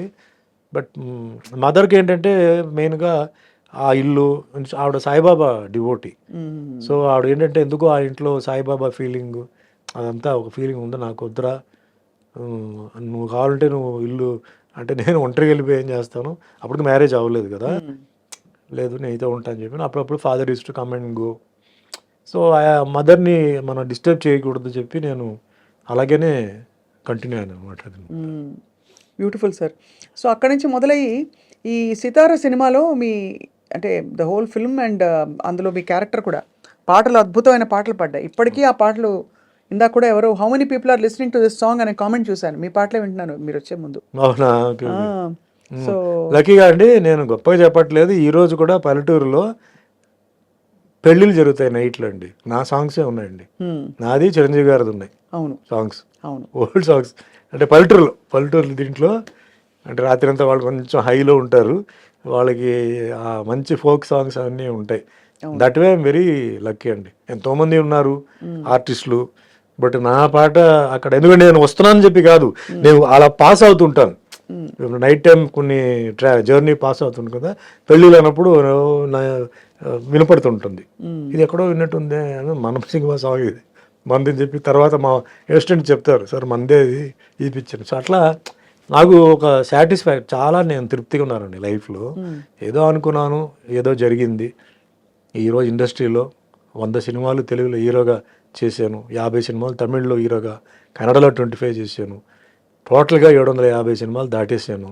దేవుడు పాత్రలు, అన్నమయ్యలో వెంకటేశ్వర స్వామి, విలను, దేవుడు, పోలీసు, దొంగ అన్నీ చేశాను. అసలు ఇదన్నీ నేను అస్సలు ఊహించలేదు, టార్గెట్ పెట్టలేదు. నేను ఒక యాక్టర్ అవ్వాలి, నెంబర్ 1 అవ్వాలి. ఇప్పుడు చాలామంది ఏమంటారంటే మీరు నెంబర్ 1 అయి ఉండాలి, నెంబర్ 1 ఏమంటే నేను అనుకోలేదు. ఒక సినిమా ఇండస్ట్రీలో ఉంటున్న ఫ్యామిలీ అయితే అవును ట్రైనింగ్ తీసుకొని అదే ఈ ఛాలెంజ్లు పెట్టుకొని ఇవన్నీ చేసేవాడిని. నాకు అసలు షూటింగ్ ఎప్పుడైతే నెక్స్ట్ పిక్చర్ ఏంటి ఇదే దీంట్లో ఉన్నాను తప్ప, అంటే మన హిట్లు ఇవ్వాలి అవును అది తప్ప నేను నంబర్ పొజిషన్ అంతా నేను మీరు అనుకోలేదు. కానీ మీరు అప్పుడు వచ్చినప్పుడు బాగా సెన్సేషన్ అయినప్పుడు బట్ అది తీసుకెళ్ళింది, అందరూ కొంచెం హడలు పుట్టించారు. ఎస్టాబ్లిష్ స్టార్స్కి ఛాలెంజ్ పెట్టింది. బట్ నేను ఎవరికి నేను ఛాలెంజ్ కాదు. నేను ఇండస్ట్రీలో అందరూ చూడండి, తెలుగు లాంగ్వేజ్ వేరే లాంగ్వేజ్ అండి. అవును, హౌ కెన్ ఐ ఎక్స్పెక్ట్? ఇప్పుడు నేను ఏదైనా కన్నడ కానీ తమిళ్ కానీ అయితే అనుకోవచ్చు, తెలియని లాంగ్వేజ్కి వచ్చి అంత భగవంతుడు అంత ఇచ్చినప్పుడు మనం బిజీగా ఉండాలి, షూటింగ్ ఉండాలి. డబ్బు కూడా అండి, నేను ఎవరిని డిమాండ్ చేయలేదండి. నా మీద ప్రొడ్యూసర్స్ కౌన్సిల్లో సుమన్ డబ్బు కోసం సినిమా ఆపాడు, పేమెంట్ కోసం ఆపాడు చెప్పి నేను ఎప్పుడు చేయలే. అంటే గ్రాటిట్యూడా మీకు? నేను ఒకటే చెప్తాను, God gives what you deserve not what you Dzire అంటారు చూసారా. సో నేను అదే ఫ్రేమ్లో పెట్టుకుని వేషం ఇచ్చారు, హీరోగా 6 పాటలు తీశారు, 6 ఫైట్లు ఏదో తీశారు, పోస్టర్లు అంటించేశారు, కట్అవుట్లు పెట్టారు. మనకి ఇది దేవుడి జరిగితే ప్రసాద్ ఇచ్చినట్టు చెప్పి నేను తీసుకొని సైలెంట్గా ఉండేవాడు. కర్మ సిద్ధాంతం నేను నమ్ముతాను. So little bit of Buddhist martial arts నేర్చుకోవడం కొంచెం బుద్ధిజం ఇది కొంచెం ఎంటర్ అయింది. మా మాస్టర్ వచ్చి బుద్ధిస్ట్ ఆయన. సో ఆయన కొంచెం బుద్ధిజం క్లాస్, ఎవ్రీ క్లాస్ ఆయన వెంటనే కర్మ సిద్ధాంతం గురించి క్లాసు 10 నిమిషాలు 15 నిమిషాలు అందరికీ చెప్తాడు, ఒక్కో విషయం చెప్తాడు అతను ఎట్లా అనేది. నేను దాన్ని నమ్ముతున్నాను. ఈరోజు ఎవరైతే నాకు మోసం చేశారో వాళ్ళు చాలా ఇబ్బందులు ఉన్నారు, కొందరు లేరు, కొందరు ఫ్యామిలీ చాలా ఇబ్బంది అయిన పొజిషన్లో ఉంది, ఎవరు హెల్ప్ చేయలేని పొజిషన్లో ఉన్నారు. అది వాళ్ళ పిల్లలకి అలా తగిలింది. నాకు నిజంగా బాధగా ఉంది. నేను వాళ్ళని తిట్టలేదు, చేయలేదు. అదే మనం మనసులో అనుకునే శాపనార్థాలు అలాంటివి కాదు, వాళ్ళకి కర్మ సిద్ధాంతం ప్రకారం జరుగుతుంది. Justice is done by nature అంతే. బట్ ఆ రోజుల్లోనే మీకు చెవిలో వచ్చి చెప్పేవారు కదా సార్, వీళ్ళు మీ గురించి కుళ్ళుకుంటున్నారు, వీళ్ళు మీ గురించి బాధపడుతున్నారు, మీరు సక్సెస్ చూసి అదంతా చెప్పేవారు. బట్ నేను వినేసి నేను వదిలేసేవాడిని. నాకు ఒక అసెట్ ఏంటంటే ఇప్పుడు కూడా చెప్తానండి, నా ప్రొడ్యూసర్స్ ఎప్పుడు నన్ను రిపీట్ చేశారండి, డైరెక్టర్స్ నన్ను రిపీట్ చేశారు. 5-6 సినిమాలు నేను డైరెక్టర్స్తో ప్రొడ్యూసర్స్తో చేశాను. అదే నాకు పెద్ద ఎందుకు చాలామంది ఉన్నారు మార్కెట్లో, సుమన్ దగ్గరికి ఎందుకు రావాలి, ఏం చేయాలి? ఫర్ ఎగ్జాంపుల్ కాటగడ ప్రసాద్ కుమార్ అండి, 9 సినిమాలు ఆయనతో చేశాను. ఇది like brother to me, became a brother to me. నన్ను అంటే బాగా చూపించడం, సాంగ్స్, ఫైట్స్, గిట్స్. అది ఇప్పుడు శరత్ ఉన్నారండి, చనిపోయారు. నాకు సాంగ్స్ ఇచ్చింది ఎవరంటే శరతే పాపం. ఇప్పుడు చిరంజీవి గారికి ఎట్లా కోదండరామరెడ్డి ఆ టైంలో, నాకు శరతే నాకు. నెక్స్ట్ శరత్ గారు ఆయన డాన్స్ మాస్టర్ వెళ్ళి కంపోజింగ్ చేసి సుమన్కి ఈ మూమెంట్ సూట్ అవుతుందా, సుమన్ ఇది చేస్తే అందంగా ఉంటుందా, బాగుంటుందా అని నా హైట్లో ఉన్న ఒక డాన్స్ అసిస్టెంట్తో చేయించేవాడు ఫస్టే. రేపు షూటింగ్ అంటే ఈరోజే బాగాలేదా, అంత పొడుగ్గా ఉన్నాడు ఆయన, చేస్తే బాగుండదు, ఆయన వంగకూడదు, ఇవన్నీ చేసి పాపం నాకు ఆయన చేసేవారు. So I'm very very lucky అండి. ఇంకా ఫైట్స్ అంటే ఇంకా నాకు కొంచెం చెప్తే చాలా జెడ్ వరకు నేను తీసుకొని వెళ్ళిపోతాను అనుకోండి. ఆఫ్ కోర్స్ అదే అది. And co artist all they have been very kind to me. Who was your best female co star sir? అంటే మీ ఆపోజిట్ పేరైన వాళ్ళు. విజయశాంతి గారు బాగా క్లిక్ అయింది, భానుప్రియ కెమిస్ట్రీ క్లిక్ అయింది బాగా. ఇలా మా సీన్ ఇస్తే డైరెక్టర్ ఆయన కాన్సెప్ట్ చెప్తాడు, ఇట్లా వస్తారు, కగులు ఇస్తారు, తర్వాత తోస్తారు, చేస్తారు. మేము దానికి ఇంకా ఏం చేయాలి, ఎట్లా చేయాలి, ఇంకా కొంచెం యాడ్ చేసి. It is very nice and very comfortable working with Vijayashanti and Bhanupriya. ఎక్కువ వాళ్ళతో చేశాను, అందరితో చేశాను, సుహాసినితో చేశాను, అందరితో చేశాను. బట్ మోస్ట్లీ భానుప్రియ అండ్ విజయశాంతితోనే ఎక్కువ నేను చేశాను. ఏ టైంలో కూడా sir you never fell in love? ఎవరిని ప్రేమించలేదా మీరు? స్క్రీన్ మీద ప్రేమించాను. ఆఫ్ స్క్రీన్ ఎప్పుడు అంటే ఆలోచన రాలేదా? బికాజ్ మీరు అప్పుడు ఎందుకు ఇంత ఓపెన్ గా అడుగుతున్నారు, not married. Nothing wrong. But అక్కడ my mind was on a target అండి. I have to achieve something. I became more professional, no playing around. So మన పని చేసుకొని మనం పోవాలి. ఎందుకంటే పనిలో మనం ఫెయిల్ అయిపోతే మనల్ని ఎవరు రేపు లెక్క చేయరు. ఈరోజు అది. నెక్స్ట్ మన మెయింటెనెన్స్, ఫిజిక్ మెయింటెనెన్స్, దీని మీదనే ఎక్కువ ఉంది తప్ప వేరే ఇదేం కాదు. అఫ్కోర్స్ డెఫినెట్లీ ఒక 3 సినిమాలు ఒక హీరోయిన్తో చేసినప్పుడు ఫ్రెండ్షిప్ వస్తుంది, ఫిజికలీ ఆల్సో ఉంటుంది. చేయి పట్టుకొని లాగడం కానీ ఏదో వెనక్కి నుంచి వచ్చి ఇప్పుడు అందరూ చేస్తున్నారు అది. మేము అప్పుడు అంతవరకు చేసేవాడిని. అవును. అంతేగాని ఇంకా లవ్లో వెళ్ళిపోయి మళ్ళీ అది ఇంకో ట్రాక్ అండి, అది డిస్ట్రాక్షన్ ఫ్రమ్ ప్రొఫెషన్. వన్స్ దాంట్లో వెళ్ళిపోతే డిస్ట్రాక్షన్ అవుతుంది. And I have seen some people అనవసరంగా డిస్ట్రాక్ట్ అయిపోయి ఈ ప్రొఫెషన్ని అంటే స్పాయిల్ చేసి చాలా గందరగోళం అయిపోయి, అప్పుడు డ్రగ్స్ లేవు, మందు డ్రింక్స్ తీసుకొని పాడు చేసుకొని, ఈవెన్ ఇండస్ట్రీలో హీరోయిన్స్ కూడా తాగేసి. నేను అప్పుడంతా ఏంటంటే డ్రింక్స్ లేదా సూసైడ్. అవునవును, బాగా అసలు డ్రగ్స్ లేదు, డ్రింక్స్ లేకపోతే సూసైడ్. మీ జనరేషన్లో ఎవరెవరు ఉన్నారు సార్ అప్పుడు, అంటే ఇలా ఎక్స్ట్రీమ్ సిచ్యువేషన్స్ సూసైడ్ దాకా వెళ్ళిన? తమిళ్లో చాలా మంది ఉండేవారండి, నాకు గుర్తులేదు కానీ షాకింగ్గా ఉండేది. లవ్ ఫెయిలియర్ అని చెప్పి చేసుకోవడం. కొందరేమో ఇదండి ఫైర్, సెల్ఫ్ ఇమోలేషన్. బాబోయ్. అట్లా కూడా చేసిన వాళ్ళు ఉన్నారు. Very famous heroine. I was about to act with her but she burnt herself up. It was very sensational case. Love ఫెయిలియరే. She was in love with somebody and she burnt అట్లా. So this journey ఒక నాకేంటంటే like basically అండి all the heroines and all they like me a lot because the way how I behave, నేను ఎలా మాట్లాడితే ఎలా చేస్తాను. నోబడి సుమంతో మాకు సినిమా వద్దున్న ఎవరు చెప్పలేదండి. I use to keep my limits but సెట్లో character use to be open. What character demands I use to do it and చెప్పి చేయడమే. సడన్గా చేయాలి, ప్రిపేర్ చేసి అంటే ఇది నేను ఇట్లా చేయాలనుకుంటున్నా, ఇలా చేయాలనుకుంటున్నా అని చెప్పి వాళ్ళు ఓకే అంటే వద్దు మాకు అది చేయవద్దు అనుకుంటే లో. డైరెక్టర్ కూడా కొన్నిసార్లు జనరల్ ఏమవుతుంటే కొంత డైరెక్టర్స్ దిల్ టేక్ అడ్వాంటేజ్. లేదు సార్ మీరు టేక్లో టక్కుని చేసేయండి మీరు అది చెప్పారు. లేదండి నేను చేయను, అది అనవసరంగా నాకు ఆవిడికి గొడవలు వస్తాయి. అడగండి మీరు ఓకే అనుకుంటే కంఫర్టబుల్గా పెట్టాలి తప్ప లేదా మీరు చేసినట్టు ఉంటుంది. మళ్ళీ ఎందుకు అట్లా నేను అవాయిడ్ చేసేవాడిని. So that way I was very friendly. Main బేసిక్గా మా గురుగారు అదే రామన్న గారు ఎప్పుడు చెప్పేవారంటే డబ్బులు ఎప్పుడు నువ్వు అడగొద్దు, నీకు డబ్బులు వస్తాయి, నీ ఆఫర్ నీకు ఆటోమేటిక్గా నీకు వస్తాయి. నువ్వు చూడాల్సింది discipline in the set, timing, devotion, dedication. Once ఒక ఇది ఒప్పుకుంటే డైరెక్టర్కి నువ్వు వచ్చి స్టూడెంటే, డోంట్ థింక్.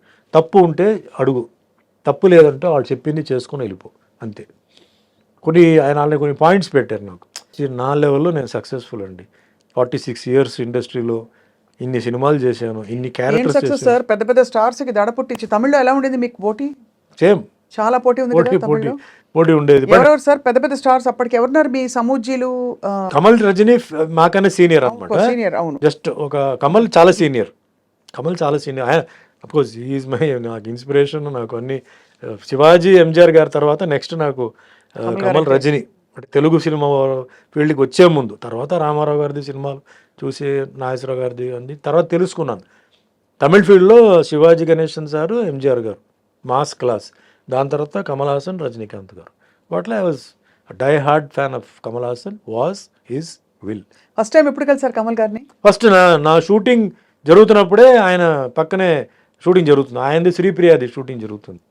అప్పుడు ఇదే కిట్టు ఉన్నాడు. అంటే మాకు హాఫ్ డే గ్యాప్ ఆ రోజు. నేను అన్నాను, నేను కమల్ హాసన్ షూటింగ్ చూడాలి ఎక్కడ అంటే డైరెక్టర్ చూడాలంటే వా పదా అని చెప్పాడు. అప్పటికి మీరు స్టారే, పెద్ద స్టార్ అయిపోయింది, స్టార్ అయ్యాను.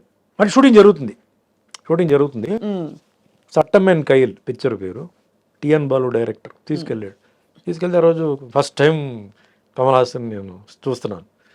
చూడంగానే ఒక ఫీలింగ్, ఇప్పుడు మాకెట్లా ఫ్యాన్స్ ఇప్పుడు వచ్చి చూడంగానే మాటలు రాక వాళ్ళు చేతులు రాక ఉంటారు, అట్లా నేను ఫ్రీజ్ అయిపోయాను. అప్పుడు అక్కడ వేరే ఒక ఆర్టిస్ట్ కావాలి. ఇప్పుడు కమల్ హాసన్ గారు ఏమనుకున్నారంటే ఇతనే ఆ క్యారెక్టర్నే నేనే అనుకుని వాంగ మూడు కాదా వెయిటింగ్ వాంగ అన్నాడు. నాకు ఇటు చూసి ఎవరు వాళ్ళు నిన్నే పిలుస్తున్నారు వెళ్ళు అన్నాడు. దగ్గరికి వెళ్తే వాళ్ళు లేట్ అని నేను చెప్పాను, సార్ నేను ఊరికి మిమ్మల్ని చూడడానికి వచ్చాను, నాకు ఈ క్యారెక్టర్ కాదా అదేంటే పిలిచి బాగానే ఉన్నాడు కదా, ఈయన్నే పెట్టవచ్చు కదా అది ఇది అని చెప్పి ఏదో చెప్తే అప్పుడు ఈ కిట్టు వచ్చి లేదండి ఆల్రెడీ ఆయన హీరోగా చేస్తున్నారు రామన్న పిక్చర్లో. అవునా, ఓకే అని చెప్పి దాన్ని కాసేపు షూటింగ్ చూశాను. అంటే గొప్ప యాక్టర్ కదా, ఆయన టెక్నిక్ ఏంటి, ఆయన అంటే మార్వెలస్. అప్పుడే నో వర్డ్స్ టు అప్పుడే చూస్తూ మీరు కూడా ఒక పెద్ద అంటే ఆల్మోస్ట్ ఒక సూపర్ స్టార్డమ్ వచ్చేసింది మీకు. భగవంతుడు దయ అండి. నేను స్టార్డమ్ అదే సూపర్ స్టార్ అని నేను చెప్పనండి, ఒక స్టార్డమ్ వచ్చేసింది. మంచి డిమాండ్ లో అయితే ఉన్నారు ఒక టైంలో, పీక్స్ లో డిమాండ్ అయితే హెవీ డిమాండ్. అప్పుడు మరి తెలుగు ఇండస్ట్రీలో మీరు ఎంటర్ అయినప్పుడు ఎలా ఉండేది వాతావరణం? కొంచెం తెలుగు అంత అప్పుడు డెవలప్ లేదండి. తమిళ్ అప్పుడు ఫస్ట్ బాగా ఉండేది. తమిళ్ సినిమాలు, Ilaiyaraaja music world wide, cameraman ఈయన Santosh Sivan, P C Sreeram, best combination sir. అదే సూపర్ అనమాట ఆ టైంలో అంతా. అది తర్వాత తెలుగు మెల్లిమెల్లిగా డెవలప్ అయ్యి ఈరోజు తెలుగు నంబర్ 1కి వచ్చేసింది, మిగతాంతా వెనక్కి వెళ్ళిపోయి. సార్ కల్కి సినిమాలో మిమ్మల్ని మిస్ అయ్యాం. కల్కిలో ఏముందండి క్యారెక్టర్? ఏముందంటే ఏముంది అని కాదు, బట్ మీ ప్రెసెన్స్ కూడా ఎందుకంటే చాలా మంది కనిపించారు. దేర్ ఇస్ నో క్యారెక్టర్ కదా, నేను చూసాను cinema. I didn't find any character that you could have done. అంతేనా? అంటే అందరూ బిట్స్ గానే ఉన్నారు. అది కాదు, అట్లా చేయడం కాదండి. ఇప్పుడు రామ్ గోపాల్ వర్మ చేశారు, రాజమౌళి చేశారు, అలా కాదు. నాకు చేస్తే అది బాగా లైక్ శివాజీలో ఆ క్యారెక్టర్ స్టూడ్ అనమాట అండి. విలన్ క్యారెక్టర్, అవును, అట్లా ఉండాలి. కరెక్ట్. అంటే లేకపోతే నన్ను పెట్టింది వేస్ట్ అవుతుంది, నేను చేసింది కూడా వేస్ట్ అవుతుంది. కానీ అందరూ పెద్ద పెద్ద స్టార్స్, ఇప్పుడు విజయ్ దేవరకొండ గారు బిట్లోనే ఉన్నారు. అదే బాధ నాకు. మ్మ్. ఇప్పుడు ఏమవుతుందంటే అందరూ ఉన్నప్పుడు మనం ఎక్స్పెక్ట్ చేస్తాం, అవును, వి ఎక్స్పెక్ట్ సంథింగ్ కదా, ఆ ఎక్స్పెక్టేషన్ లేనప్పుడు డిసప్పాయింట్మెంట్ ఉంటుంది, అవును, వాళ్ళ ఫ్యాన్స్ కూడా డిసప్పాయింట్మెంట్ ఉంటుంది. అవును, కరెక్టే. అది రాంగ్. అది చాలా మంది చేసే తప్పు పని ఏంటంటే ఇలాంటి స్టార్స్ని పెట్టేసి అనౌన్స్ చేస్తారండి, అవును, అందరు పరిగెత్తుకొని వస్తారు, వస్తే అక్కడ ఉండదు, ఆ లేనప్పుడు డిసప్పాయింట్మెంట్ అవుతుంది. మ్మ్. వాళ్ళ హీరోని అలా చూడడం ఎవరో డిసప్పాయింట్మెంట్ ఉంటుంది. తగినంతగా కనిపించలేదు. కనిపించలేదని ఒకటి. ఇప్పుడు నాలాంటి వాళ్ళని పెడితే ఏమి ఊరికే వచ్చి నిలబడి ఏదో కత్తి పెట్టుకుంటే ఏం ప్రయోజనం అండి? సినిమా నచ్చిందా? నాకు ఐఎమ్ మాస్ సినిమా గోవర్ అండి. ఫ్రాంక్గా చెప్పాలంటే నాకు ఫస్ట్ హాఫ్ కొంచెం డ్రాగీగా అనిపించింది. మ్మ్. ఒక అరగంట తీసేయచ్చు, మ్మ్. ఎస్పెషలీ ఆ బాంబే హీరోయిన్తో సాంగ్, ఆ ఫైట్ అంతా ఉంది చూసారా, అది కరెక్ట్, అది రావట్లేదు, అది తీసేయచ్చు. Second half making wise futuristic అదంతా ఓకే. నన్ను అడిగితే ఫస్ట్ ఇస్ ద డైరెక్టర్ అండి. మ్మ్. ఈ మన తెలుగు ఇండస్ట్రీకి ఒక హాలీవుడ్ డైరెక్టర్ ఉన్నాడు అని ఆయన ప్రూవ్ చేశాడు. నాగి, గ్రేట్, నాగశ్విన్ గారు, yes. సెల్యూట్. సెకండ్ థింగ్, ఆ సినిమాలో ఐఎమ్ సారీ టు సే అండి, Amitabh Bachchan's role is the dominant role అండి. అవును, ఆయనే ఫస్ట్ హాఫ్ అంతా, అసలు మొత్తం ఫస్ట్ పార్ట్ అంతా. నెక్స్ట్ పార్ట్ లో తినేసాడు. maybe Telugu dubbing, Telugu song ఇదంతా ఆయన చేశారు.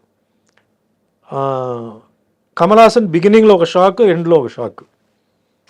ఇంకా మేకప్ నేను చెప్పక్కర్లా, ఆయన ఆల్రెడీ అన్ని అబ్బాయి షణ్ముఖి మొదలు అన్ని చేసేసారు. అన్ని మేకప్ అసలు డిఫరెంట్గా చూడాలని చెప్పి ఏమేమో చేసాడు, సక్సెస్ అయిపోయాడు అనమాట.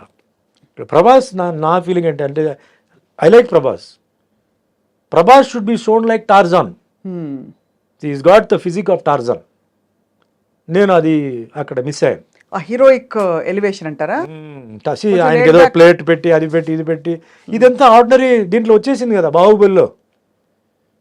Repeated dressing, Baahubali type of dress and all that. Prabhas మ్యాచో, muscle man. So అది ఎక్కడైనా ఒక సీన్ వస్తుందా ఏమో ఎదురు చూస్తే అది లేదు. Songs are not catchy. అంటే మ్యూజిక్ మీద ఎక్కువ ఫోకస్ చేయలేదు. మన బయటకు వచ్చినప్పుడు ఏదో సాంగ్ హమ్ చేయాలి కదా, అది లేదు. ఇది ఒక డిఫరెంట్ యాంగిల్లో చూస్తేనే నచ్చుతుందండి ఈ సినిమా. Hit movie is hit, that's collected crores, అదంతా ఓకే. అదంతా ఫస్ట్ పార్ట్ అది okay. Now the second part వచ్చేటప్పటికే you have to people will be thinking ఏంటి, because the hype was so much. Amitabh Bachchan, Prabhas, so many people are there. అది ఇది అందులో మీరు కలియుగ ప్రత్యక్ష దైవం పాత్ర వేశారు కాబట్టి ఇది కూడా ఒక అవతార పురుషుడి పాత్ర. కల్కి అవతారం అంతా ఉంది. నాకు అక్కడ ఏమి నేను మిస్ అయ్యన్న ఫీలింగ్ నాకు లేదు. I don't feel. But fantastic making, Ashwini Dutt గారిది మేకింగ్, సెట్స్ కానీ అవన్నీ కానీ బ్రహ్మాండం. డైరెక్టర్ ఈజ్ సూపర్ బ్రెయిన్ అండి. ఓన్లీ థింగ్ మామూలు వాళ్ళకి కొంచెం అర్థం చేసుకోవాలంటే కొంచెం టైం పడుతుంది. అవన్నీ కొంచెం మహాభారత అవన్నీ కొంచెం ఇది చేయాలి. ఇప్పుడు మాస్ గోవర్స్కి ఏముందండి ఆ సినిమాలో, రెగ్యులర్గా ఈ స్టెప్స్, ఫైట్స్, అంటే వెరైటీ ఫైట్స్ అలాంటి అంటే ఏమి లేదు, రొటీన్ ఫైట్సే ఉంది. కరెక్ట్, అవును. Nothing great. But as a movie is ఒక తెలుగు సినిమా, this movie can be showed in హాలీవుడ్లో చూపించవచ్చు. Indian film, Telugu language, Indian director, cameraman I think is from foreign. So అది తెలుస్తుంది, ద డిఫరెన్స్ తెలుస్తుంది. గ్రాఫిక్స్ బ్రహ్మాండంగా ఉందండి. గ్రాఫిక్స్ అని తెలియట్లేదు. So previous films and all that, though graphics అయినా గ్రాఫిక్స్ కనపడుతున్నాయి. దీంట్లో బ్రహ్మాండంగా చాలా పాలిష్డ్గా చేశారు. సో ఆల్ టెక్నీషియన్స్కి, డైరెక్టర్కి, actors all put in there effort in to it. Great అనమాట అది. నైస్. సుమన్ గారు, మీరు ఇందాక ఒక మాట అన్నారు, నన్ను ఎవరు మోసం చేశారో వాళ్ళకి తప్పకుండా కర్మ విల్ టేక్ కేర్ అని చెప్పి. ఎవరు మోసం చేశారు సార్ మిమ్మల్ని? అంటే were you able to trace ఎప్పుడైనా? నాకు ఎవరు మోసం చేసినది ఇంకా నాకేంటంటే క్లారిటీ లేదు. అంటున్నారు వాళ్ళు వీళ్ళు అంటున్నారు. I don't have clarity, but I'm not bother about it. At the same time మళ్ళీ భగవంతుడు నన్ను ట్రాక్లో పెట్టారు, నేను వెళ్తున్నాను, నా బండి నడుస్తుంది, ఓకే. సో ఎవరు తప్పు చేశారో ఎందుకు నేను చెప్తానంటే, మా అమ్మగారు చాలా ఏడ్చారు. అవును సార్, మా అమ్మగారు చాలా సఫర్ అయ్యారు. నేను ఆవిడ కోసం ఈ మాట అంటున్నాను. ఆవిడ ఆత్మకి శాంతి రావాలని చెప్పి నేను చెప్తున్నాను. దెబ్బ నాకు కాదు, దెబ్బ మా అమ్మ కూడా తగిలింది. అని ఎంతో గారభారంగా పెంచి ఎంతో చేసి ఆవిడకి అది తగిలింది. అది సో నేనేం చెప్పట్లేదు. అది వదిలేస్తున్నాను. సరే కర్మలో మనం అది నేను చేయాలి, మీ కర్మ ప్రకారం మీకు ఏముందో మీరు అనుభవిస్తారు. అది ఒక కొరియర్ వస్తాడు, చేయిస్తాడు, తప్పదు. అందుకే మీరు కొన్ని న్యూస్ మీరు చూస్తే ఘోరమైన యాక్సిడెంట్లో చనిపోయారు, ఘోరమైన దీంట్లో ఇది జరిగింది, ఆత్మహత్య చేసుకున్నారు, రోగం వచ్చి హాస్పిటల్లో ఎన్నో నెలల నుంచి ఉన్నారు. ఇవన్నీ కర్మ అండి. ఇది డబ్బు, పవర్ అక్కడ ఏమీ చేయడానికి లేదు. సో నేను దాన్నే నమ్ముతున్నాను. నేను ఎవరన్నా చెప్పాలంటే కూడా నేను భయపడతానండి. సుమన్ బోలాశంకరుడు ఏం కాదు, సుమన్ మంచివాడు. లోపల ఇంకో సుమన్ ఉన్నాడు, పిశాచి వాడు పడుకుని ఉంది లోపల. కానీ ఓ అమ్మాయి, నేను ఎవరండి మిమ్మల్ని శిక్షించడానికి, మిమ్మల్ని తిట్టడానికి నేను ఎవరు? నాకు అర్హత లేదు. తప్పు చేసినప్పుడు నేను చెప్తాను, ఇది వద్దు, బాగాలేదు, చేయొద్దు. ఒకసారి, రెండుసారి, మూడోసారి నువ్వు వెళ్ళిపో అంటాను. మా స్టాఫ్ అందరూ, వాళ్ళకి తెలుసు నా గురించి, అడగండి. ఎప్పుడైనా ఎన్నో తప్పులు వాళ్ళు చేస్తారు, మనుషులే కదా, ఎన్నో తప్పులు చేస్తారు. నేను చెప్తాను ఇలా చేయవద్దు అంటాను, చేయవద్దు అంటాను. దాని తర్వాత వాళ్ళు కరెక్ట్ అవుతారు. నేనెవరండి వాళ్ళని శిక్షించడానికి, కొట్టడానికి? నో, రాంగ్ అది. సో ఎవరైతే చేస్తారో ఆ శిక్ష అనుభవించి తీరాల్సిందే. అది సర్పదోషం అంటారు, దాన్ని ఏవేవో దోషం అంటారు. కానీ ఉన్నపళంగా ఒక అమాయకపు ఒక మధ్యతరగతి కుటుంబం నుంచి వచ్చి సినిమాలో ఇంట్రెస్ట్ కూడా మీరు ఎప్పుడు ఎక్స్ప్రెస్ చేయకుండా ఓవర్ నైట్ చక్కగా స్టార్డమ్ వచ్చి స్టార్ అయిపోయి సక్సెస్ చూసిన టైంలో ఒక పెద్ద బండరాయి వచ్చి మీ నెత్తి మీద పడి మీరు సొసైటల్గా అవమానాల పాలయ్యారు, మీ గురించి రకరకాల మాటలు అన్నారు, ఇంట్లో కుటుంబంలో ఇబ్బంది, అమ్మగారికి ఆవిడని చూడలేక మీకు మళ్ళీ ఇబ్బంది, ఎవరితో చెప్పాలి, సంజాయిషి చెప్పాలా, జనానికి చెప్పాలా, ఇవన్నీ ఉంటాయి కదా సార్. ఎలా హ్యాండిల్ చేసుకున్నారు మీరు అలా? భగవంతుడు నమ్ముకున్నాను. My conscience was clear. నేను జైల్లో ఉన్నప్పుడు కూడా మై కాన్షియన్స్ వాజ్ క్లియర్. ఏం జరుగుతుందో అది జరుగుతాయి. Who were your friends sir at that time? మీరు జైల్లో ఉన్నప్పుడు ఎవరు లేరండి. నన్ను డైలీ ఒక సెల్ మార్చేవారు, ఎందుకంటే ఫ్రెండ్షిప్ అవుతుంది చెప్పేసి మార్చేవారు. ఒకే సెల్లో డైలీ పెట్టరు. మొత్తం క్లోజ్ ప్రిజన్ ఉండేది, అక్కడ పెట్టేవారు. క్లోజ్ ప్రిజన్లో చాలామంది పెద్ద పెద్ద మర్డరర్స్ ఉండేవారు. అప్పుడు ఆటో శంకర్ని ఒకటి చాలా ఫేమస్, 7 మంది పెళ్ళాలని గోడలనే ప్లాస్టర్ చేసాడు, కింద సమాధి చేసాడు. వాళ్ళతో పాటు పెట్టారు సార్ అంటే ఆ సెల్ ఆ వార్డులో ఉన్నాడు. అతను పేరు మర్చిపోయాను. అతను 12 మంది ఫ్యామిలీ మెంబర్స్ని చంపేశాడు. వాడికి ఉరి వేశారు. అంటే క్లోజ్ ప్రిజన్ అది. క్లోజ్ ప్రిజన్ నుంచి మళ్ళీ నేను బయటకు, అప్పుడు మన కరుణానిధి గారు పొలిటికల్ ప్రిజనర్గా వస్తే సుమన్ ఎందుకు అక్కడ పెట్టారు, అతను మామూలు గుండాజ్ యాక్ట్ కదా, బయట తీయండి అని చెప్పి అప్పుడు నన్ను బయట తీసుకొచ్చేసి మామూలుగా డైలీ ఒక్కో సెల్లో మార్చారు. అంటే ఒక్కో సెల్లో 3 ఉంటారు, 5 మంది ఉంటారు, 7 మంది ఉంటారండి ఒక్కో సెల్ని బట్టి. సో ఉంటే ఫ్రెండ్లీ అయిపోతాను, నేను ఏదైనా చేస్తానో లేకపోతే వాళ్ళు ఏదైనా నాకు చేస్తారేమో అని చెప్పి వాళ్ళు ఒక్కో నైటే నన్ను బాగా చూసుకున్నారు సార్. కనీసం బ్రహ్మాండంగా చూసుకున్నారండి. ప్రాపర్ ఫుడ్, ఫెంటాస్టిక్ ఫుడ్ అండి. నాకు అసలు ఇది లేదు. అసలు మిగతా ఖైదీలు కూడా నన్ను బ్రహ్మాండంగా చూసుకున్నారు. నన్ను ఎక్కడ ఒక్క సెకండ్ కూడా నా మైండ్ ఎక్కడన్నా ఇది అవ్వకుండా బ్రహ్మాండంగా చూసుకున్నారు అనమాట. సో వాళ్ళ కథలు అన్నీ వినేటప్పుడు అంతా చాలా ఇంట్రెస్టింగ్గా అయినాయి. జైల్లో చేసిన ప్రతి ఒక్కరూ అంటే తప్పు చేసిన వాళ్ళు కాదండి. చాలామంది అనవసరంగా లోపలికి వచ్చిన వాళ్ళు ఉన్నారు, కొన్ని పరిస్థితి వల్ల తప్పు చేసిన వాళ్ళు ఉన్నారు, కొన్ని మర్డరర్స్ ఉన్నారు. మర్డరర్స్తో కూడా నక్సలైట్స్ కూడా ఉన్నారు. నా వార్డుకి పక్కనే వెల్లూరు నుంచి 3 నక్సలైట్స్ ఉండేవారు. వాళ్ళు అంటే వాళ్ళది ఎట్లా ఉంటుందంటే డైరెక్ట్ యాక్సెస్ ఉండదు. బట్ వాళ్ళ నుంచి మాట్లాడుతుంటే మన యువతల సైడ్ వాళ్ళ నుంచి మనం మాట్లాడవచ్చు. అప్పుడు సుమన్తో మాట్లాడాలని చెప్తే పిలిస్తే వెళ్తే ఫుడ్ ఎలా ఉంది, మీకు దాల్ అదంతా ఎలా ఉంది అంటే బాగానే ఉంది. అంటే బాగానే ఉందంటే ఎట్లా అంటే లేదు బాగానే, అలా కాదు, దాల్ తిప్పేసి చేతులతో ఫింగర్తో తిప్పేసి కొంచెం దాల్ ఇలా అంటే ఫింగర్లో తీసి వాల్లో ఇలా వేయి, అది జారుతుందా అలా అంటుకుంటుందా చెప్పు నాకు అన్నాడు. అంటే నెక్స్ట్ డే వస్తే అలా చేశాను అలా నుంచుందండి, జారలేదంటే ఇలాగే ఉండాలి దాల్, మీకు దాల్ జారకూడదు, జారిందంటే నీళ్ళు కలిపినట్టు దాంట్లో అని అట్లా అని వాళ్ళతో కూడా కొన్ని విషయాలు. ఇంట్రెస్టింగ్ సార్ అది. అంటే మీకు ఖైదీలకి ఇల్ ట్రీట్మెంట్ జరగకూడదండి. వాళ్ళకి ఇంత ప్రోటీన్, కార్బోహైడ్రేట్ ఇదంతా ఉంది, లెక్క ఉంది, అది కరెక్ట్గా ఉండాలి. ఫుడ్లో కనుక తేడా వస్తే you can complaint. Basic human rights violation. Yes, you cannot be ill treated inside. అలాగే లోపలనే హాస్పిటల్ కూడా ఉంది, జైల్ హాస్పిటల్ కూడా ఉంది. బాగాలేకపోతే they have to take you to the hospital and get you treated. So You were there for almost 6 months అండి. 6 months. The day you came out, sir. I went on condition bail. October 2nd. October 1st I was released.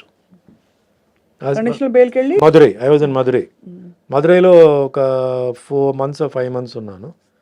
దాని తర్వాత I was brought to Chengalpet, border of Tamil Nadu city. అక్కడి నుంచి shooting మొదలైంది. Daily up and down చేయడం, అంటే city లోపల enter అవ్వకూడదు. So బార్డర్లో ఏఎం స్టూడియో ఉండేది. సో ఏఎం స్టూడియోకి వచ్చి షూటింగ్ చేసుకుని మళ్ళీ వెళ్ళిపోవడం, అట్లా జరిగింది. దాని తర్వాత రిలాక్స్ అయిపోయి మొత్తం entire case was totally squash.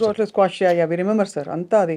కానీ ఆ 6 నెలలు మీ లైఫ్ లో మీరు కోల్పోయారు, బాధపడ్డారని ఒక ఇది తప్ప. 6 నెలల చాలా బీభత్స అయిన ఒక టైం అది. దాని తర్వాత 3 years కండిషన్ బెయిల్ పార్ట్గా రిలీజ్ అవ్వడం అట్లా. అమ్మగారు అప్పుడు when you came out, she was there. she was very she happy only కదా, received at me very least happy. relieved, more than happy. ఇంటికి వెళ్ళి చేశారు.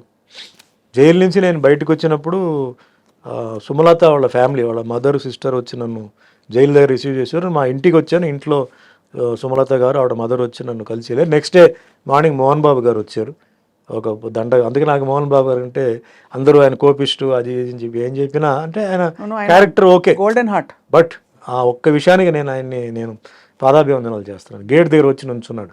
నేను ఎవరిని కలవడానికి ఇష్టం లేదంటే మా అమ్మగారు చెప్పారు, లేదు మోహన్ బాబు వచ్చున్నారు లోపల పిలువ అంటే, సరే గేట్ తీయని వచ్చి నాకు పూలదండ వేసి షిరిడి సాయిబాబా ఆశీర్వాదాలతో మళ్ళీ నువ్వు సినిమా ఇండస్ట్రీలో రావాలి సుమన్, మళ్ళీ నువ్వు వస్తావు, బాబా బ్లెస్సింగ్స్ ఉంది, డెఫినెట్గా నువ్వు వస్తావు, నువ్వు ఏం భయపడొద్దు, నీ సీట్ నీకే వస్తుంది చెప్పి అంటే ఒక ధైర్యం చెప్పేసి పాపం వెళ్ళాడు. ఎందుకు రావాలి ఆ మనిషి, బట్ వచ్చారు పాప ఆయన. సో అందుకే నాకు ఆయన నా గురించి తిట్టినా తిట్టకపోయినా ఏం చేసినా అంటే మనిషి అనే క్యారెక్టర్, అలాంటి క్యారెక్టర్ అది. కొంచెం ఓపెన్గా మాట్లాడతాడు, రఫ్ అండ్ టఫ్గా మాట్లాడతాడు. ఆ ఒక్క విషయానికి నేను ఐ అప్రిషియేటివ్. నాకు ఐ నెవర్ ఫర్గెట్ దట్. అట్లా కొందరు సినిమా ఇండస్ట్రీలో చెప్పారు, ఓపెన్గా వచ్చిన వాళ్ళు. ఫోన్ చేయడం అవన్నీ చాలామంది చేశారు. ఓపెన్గా వచ్చిందంటే మేల్లో మోహన్ బాబు గారు అండ్ ఫీమేల్స్లో సుమలత. అది మరుసటి రోజు వెంటనే మధురైకి వెళ్ళిపోయాను నేను. సో అట్లాగే పెళ్ళికి కూడా మోహన్ బాబు గారు ఆయన మార్నింగ్ 5:15 5:30 పెళ్లి మండపానికి వచ్చి 2 చందనం గార్లెండ్స్ ఉన్నాయి, అది తీసుకొచ్చేసి ఇచ్చి, ఇది 2 మీ మెడలో ఉండాలి, నాకు ఫోటో పంపాలి, నాకు లాస్ట్ దాకా తీయకూడదు, నేను ప్రచారానికి వెళ్తానని చెప్పేసి పాపం ఇచ్చి రాణిమేమే హాల్లో చెప్పేసి ఇచ్చి వెళ్ళారు అనమాట. సో ఆ మనిషిలో 2 ఇప్పుడు నేను ఎవరో అంటే పెద్ద ఇదేం కాదు, బట్ ఒక ఫ్రెండ్లీగా వచ్చారు కదా, అఫెక్షన్తో వచ్చారు. That's great. అందుకే ఆయన గురించి ఎవరైనా ఏం చెప్పినా కూడా పూర్తిగా వింటాను, ఎందుకంటే ఆయన షార్ట్ టెంపర్డ్. బట్ ఆయన ఆర్గ్యుమెంట్కి ఒక పాయింట్ ఉంటుంది, అనవసరంగా ఆయన చేయడు, ఆయన అనవసరంగా గెలకూడదు, గెలికారంటే అయిపోతారు వాళ్ళు. సో మా అబ్జర్వ్ చేస్తాం. అందుకే నాకు ఆయన అంటే సెపరేట్ రెస్పెక్ట్. కష్టాల్లో ఉన్నప్పుడు ఎవరైతే మనం గుర్తించారో, ఎవరైతే చేశారో వాళ్ళని మనం లైఫ్ లాంగ్ మర్చిపోకూడదు, ఇప్పటికీ గుర్తుంచుకోవాలి కదా సార్. అదే ఎంత పడ్డారు సార్ ఒక జీవితంలో, ఎన్ని ట్విస్ట్లు టర్న్స్ అన్ని. ట్విస్ట్ టర్న్ భయంకరమైన. సో మీరు అరేంజ్ మ్యారేజ్ కదా సార్? అరేంజ్ నరసరాజు గారి నైబర్స్ అండి చెన్నైలో. సో నేను బెయిల్ టైం అయిపోయింది, ఇంకా కొంచెం నడుస్తుంది. అప్పుడు నరసరాజు గారు డాటర్ కవిత గారు వచ్చి, సినిమా చేస్తున్నాను, నాకు డేట్స్ కావాలి, చేయాలి నాకు అంటే కొంచెం ఆవిడకి రిలీజ్ అవుతుందనే విషయం కొంచెం తెలిసింది ఆవిడకి ఏదో సమ్ సర్కిల్ ద్వారా. సరే ముందు నేను రిలీజ్ అవ్వాలి కదండి, అయిన తర్వాత చూద్దామని చెప్పి, తర్వాత 2-3 months తర్వాత రిలీజ్ అయింది. దాని తర్వాత చేద్దామని చెప్తే ఫైనల్గా ఆవిడ సినిమా తీలా, కుదరలా. డైరెక్టర్స్ ఈ సినిమా వచ్చింది ఇప్పుడు మధ్యలో, పెళ్లి సినిమా, రియల్ లైఫ్ పెళ్లి సందడి ఇది వచ్చింది. సో అట్లా లైఫ్ అట్లా జాయిన్ అయిపోయి. సో నరసరాజు గారు ఒక గొప్ప రైటర్, సో ఆయన ఆశీర్వాదాలు, ఆయన కొన్ని ఒపీనియన్స్, అడ్వైస్, అది కూడా నాకు తర్వాత హెల్ప్ అయింది. ఏదో మనం యాక్టర్ అయిపోయాము మాకు అన్నీ తెలుసు అని కాకుండా, ఎందుకంటే ఆయన ఎన్టీఆర్ గారి గురించి, నాగేశ్వరరావు గారి గురించి, కృష్ణ గారి గురించి, కృష్ణరాజు గురించి సోహన్ చెప్పేవారు. సో ఒక్కొక్కరు వాళ్ళ క్యారెక్టర్స్ ఏంటి, హౌ దే సస్టైన్ ఇండస్ట్రీలో. అండ్ మోస్ట్ అసలు రఫ్ అండ్ టఫ్ డిసిప్లిన్ అంటే రామారావు గారు, యాక్టర్, ప్రొడ్యూసర్, డైరెక్టర్, మళ్ళీ ఒక ఇమేజ్, ఇది variety of characters, dialogue delivery, punch కించ్ అన్నీ నాకు ఇన్ఫర్మేషన్ అంతా జెన్యున్ ఇన్ఫర్మేషన్ వచ్చింది ఆయన ద్వారానే. సో నాగేశ్వరరావు గారి గురించి, what a great life sir. అంటే అలా మీరు బయటకు వచ్చేయడం, మానసికంగా మీరు బయటకు రావడం is the biggest. I think మీ మార్షల్ ఆర్ట్స్ కూడా మీకు చాలా centering and martial arts meditation నేర్పించింది, ఇన్నర్ మెడిటేషన్. మార్షల్ ఆర్ట్సే నన్ను కాపాడింది. ఎందుకంటే జైలుకి వెళ్ళి బయటకు వచ్చిన వాళ్ళు రూపాలు మారిపోతాయి. మీకు డిప్రెషన్లో రూపాలు మారిపోతాయి, ఫిజిక్ మారిపోతాయి, అన్నీ ఉండదు అక్కడ. ఆ సిచ్యువేషన్లో తట్టుకొని, ఆ సిచ్యువేషన్లో ఉండి, అది హెల్ అండి. అది మనం అలాగే మెయింటైన్ చేసామంటే మార్షల్ ఆర్ట్స్, మెడిటేషన్, నా బిలీఫ్, కర్మ సిద్ధాంతం బిలీఫ్. అండ్ పైనుంచి దిస్ ఇస్ అ ఫేజ్ అండి. ప్రతి ఒక్కరికి ఒక ఫేజ్ ఉంటుంది. ఆ ఫేజ్ పాస్ అవ్వాల్సిందే. ఇప్పుడు చంద్రబాబు నాయుడు గారు ఉన్నారు, ఆయన జైలుకి వెళ్ళారు కదా, ఒక ఎక్స్-సీఎం ఆ ఏజ్లో. మరి ఆయనకి ఎంతోమంది ఫాలోవర్స్ ఉన్నారు, లీగల్గా అన్నీ ఉన్నారు కదా. ఢిల్లీలో కూడా ఎవరు ఆపలేకపోయారు కదా. అదే నేను చెప్పేది కర్మ అనేది. You have to go through. కర్మ మీరు పోవాల్సిందే. బాంబ్ బ్లాస్ట్ జరిగింది కదా అలిపిరిలో, మరి ఆయన పైకి వెళ్ళిపోయి కింద పడ్డాడు కదా. జీవితంలో బ్రతకాలని ఉంది. ఆ దీంట్లో ఎవడైనా కారు చూసి ఎక్కడ ఇంకా కొంచెం అటు వెళ్ళి ఉంటే లోయి వెళ్ళి చూసాం, ఇంకా ఇక్కడి నుంచి అక్కడ వెళ్ళి ఉంటే లోయ అది కింద.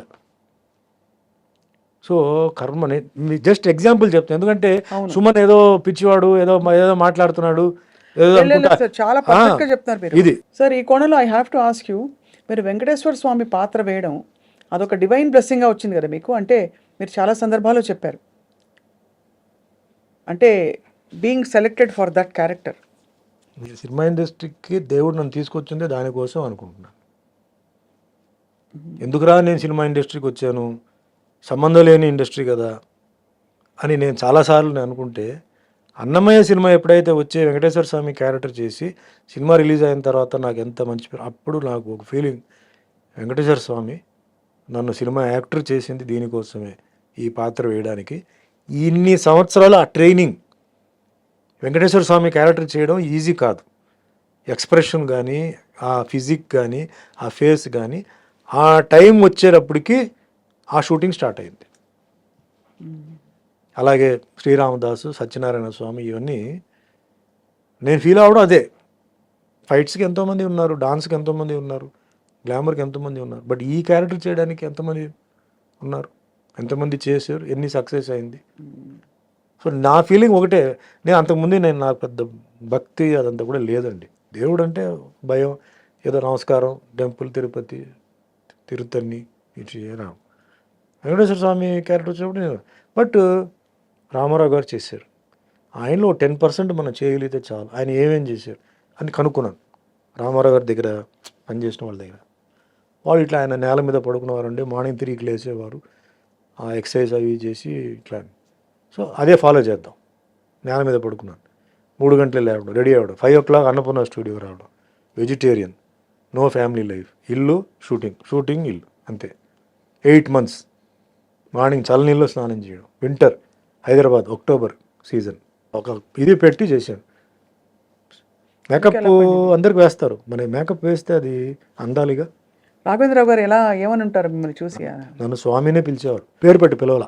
ఫస్ట్గా ఎప్పుడైతే ఎంటర్ అయ్యానో, స్వామి మీరు చేయండి, ఏదైనా ఇది ఉంటే నేను చెప్తాను, వేరే వాళ్ళు చెప్తే మీరేం డిస్టర్బ్ అవ్వద్దు, మీరు నన్నే అడగండి అని చెప్పేవారు.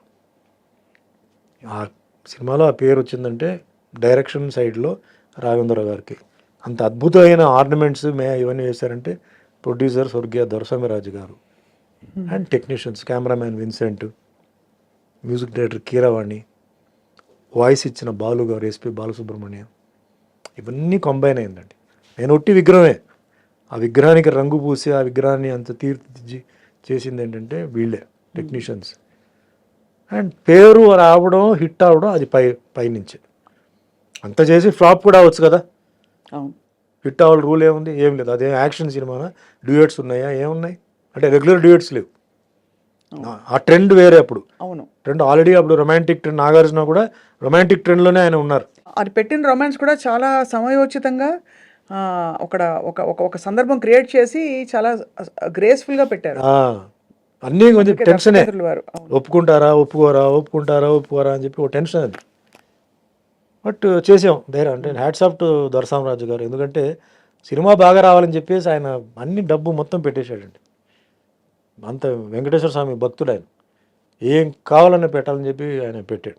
అండ్ రాఘవేంద్ర గారు కూడా అవుట్ అండ్ రైట్గా ఆయన నిష్టగా కాళ్ళకి చెప్పలు వేయకుండా ఉట్టి పంచి పెట్టి ఆయన కూడా ఒక మాల వేసి అందరూ భార్గవి ఎవ్రీబడి మేమంతా కొంచెం దీనికి అలాగే చేసాం. దానికి రామదాస్ కూడా అలాగే చేసాం. తర్వాత ఏమైంది నాకు తెలియదు. సో అది ఒక డిఫరెంట్ ఫిలిం అండి. ఈరోజు కూడా సినిమా టీవీలో చూస్తే కూడా ఒక డిఫరెంట్ ఫీల్ వస్తుంది ఆ సినిమా వరకు. సినిమా చూసిన ఫీలింగ్ రావట్లేదు. మధ్యలో యాడ్స్ వస్తే అప్పుడు సినిమా ఫీలింగ్ వస్తుంది. యాడ్ రాలేదనుకోండి సినిమా లాగా లేదు. అది ఏదో ఒక డివోషనల్ ఒక అనుభూతి మనం ఏదో గుడికి వెళ్ళి ఏదో చూస్తున్నట్టు, అక్కడేదో జరుగుతున్నట్టు.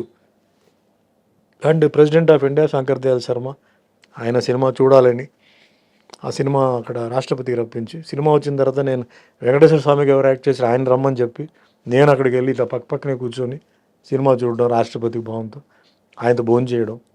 ప్రెసిడెంట్ ఆఫ్ ఇండియాతో 1 minute కూడా ఉంటుందండి ప్రోటోకాల్, బ్యాజ్ ఇది అంతే అయిపోయింది.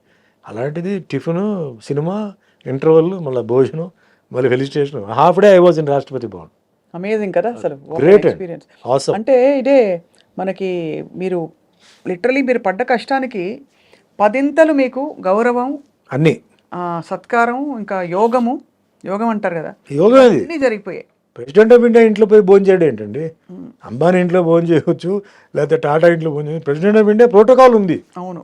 వై షుడ్ ఈ come, who easy, what is his background, ఎందుకు, ఇవన్నీ ఉన్నాయి. అప్పుడు నాకు సాక్ష్యం వచ్చి సిబిఐ డైరెక్టర్ అప్పుడు కార్తికేయన్, అంటే సిట్ జరిగింది కదా, special investigation team, Rajiv Gandhi murder case కదా, ఈ బికేమ్ ది సిబిఐ డైరెక్టర్. అప్పుడు CBI director, chief of army, chief of navy, chief of air force, దర్శనామతి గారు, నేను. అంతే. ఆ థియేటర్ ఇంతే ఉంటుంది. థియేటర్ చిన్న థియేటర్, కాంపాక్ట్గా చూసాను. That is one of my most memorable things in my life. మీరు అడిగారంటే suppose what is a memorable thing in your life అంటే ఇదే. Sitting, watching a movie, having lunch, breakfast with the president of India. What more? అంతకన్నా గొప్పది ఏముందని. God gave me. అందుకే అండి I'm very much contented with what I am, what I achieved. I dent expect ఇంత achievement లేదు. Without nothing అండి, I was nothing. Today I become something. ఎక్కడికి వెళ్ళినా, ఇండియాలో ఎక్కడికి వెళ్ళినా నాకు ఆ హిందీ సినిమా చేయడం, డబ్బింగ్ వెళ్ళిపోవడం, ఇది చేయడంతో పీపుల్ ఆర్ రికగ్నైజింగ్ మీ. వచ్చి సెల్ఫీలు అంటున్నారు. మీరు ఎప్పుడు అలాగే ఉన్నారు sir. I don't know. Very very reasonable, అసలు ఎక్కడ మీకు స్టార్ ఎయిర్స్ లేవు అండి.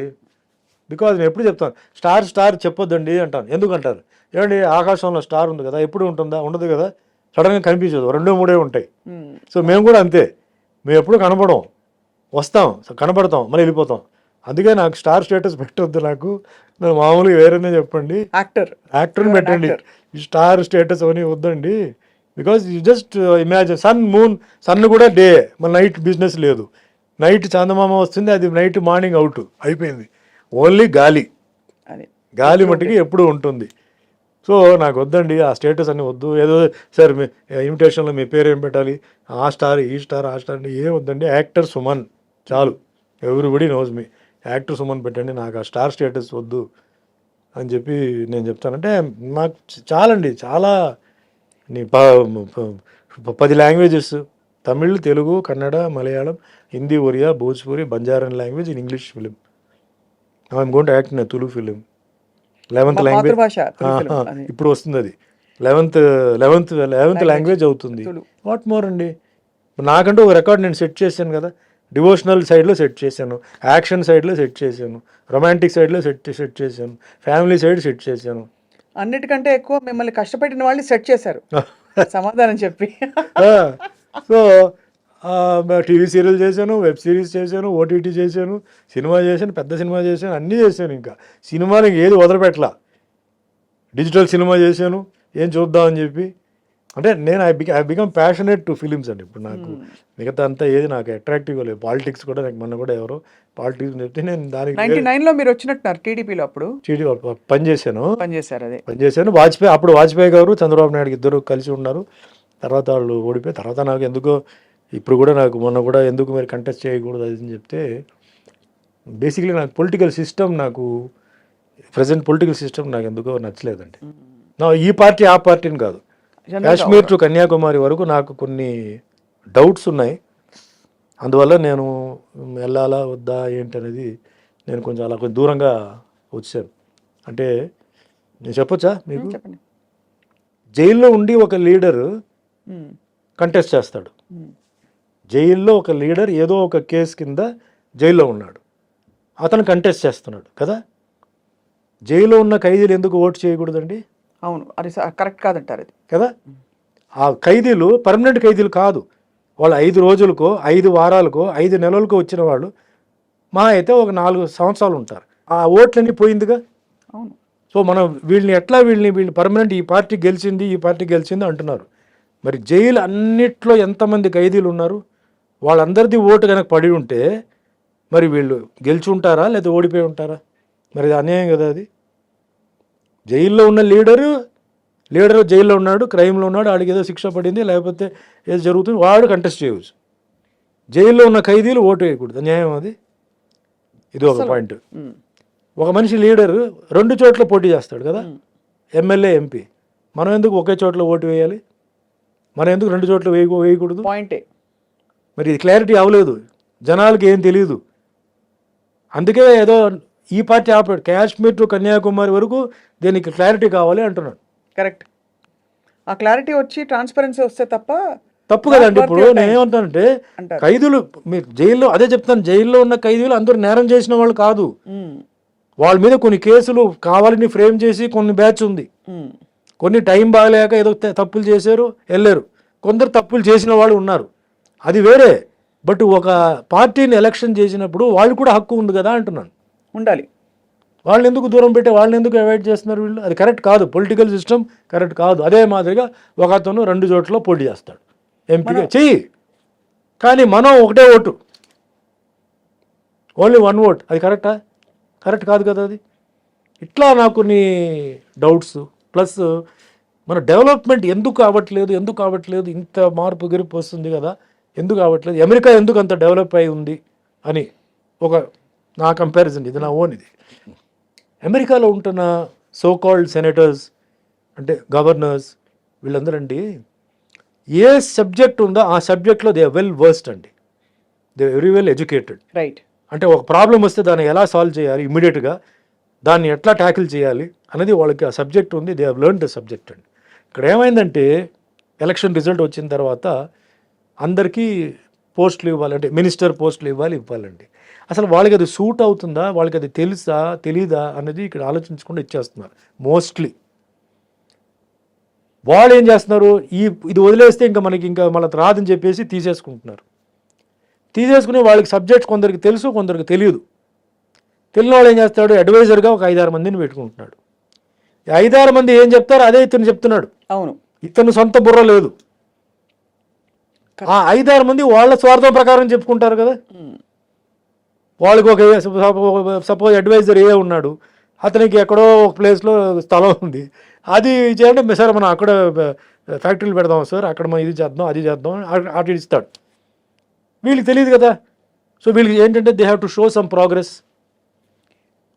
సో అది పెద్ద మిస్టేక్ అండి. అది ఎవరికైతే సబ్జెక్ట్ తెలుసో అలాంటి వాళ్ళని అక్కడ పెట్టేస్తాడండి, బ్రహ్మాండంగా మన భారతదేశం ముందుకెళ్తుంది.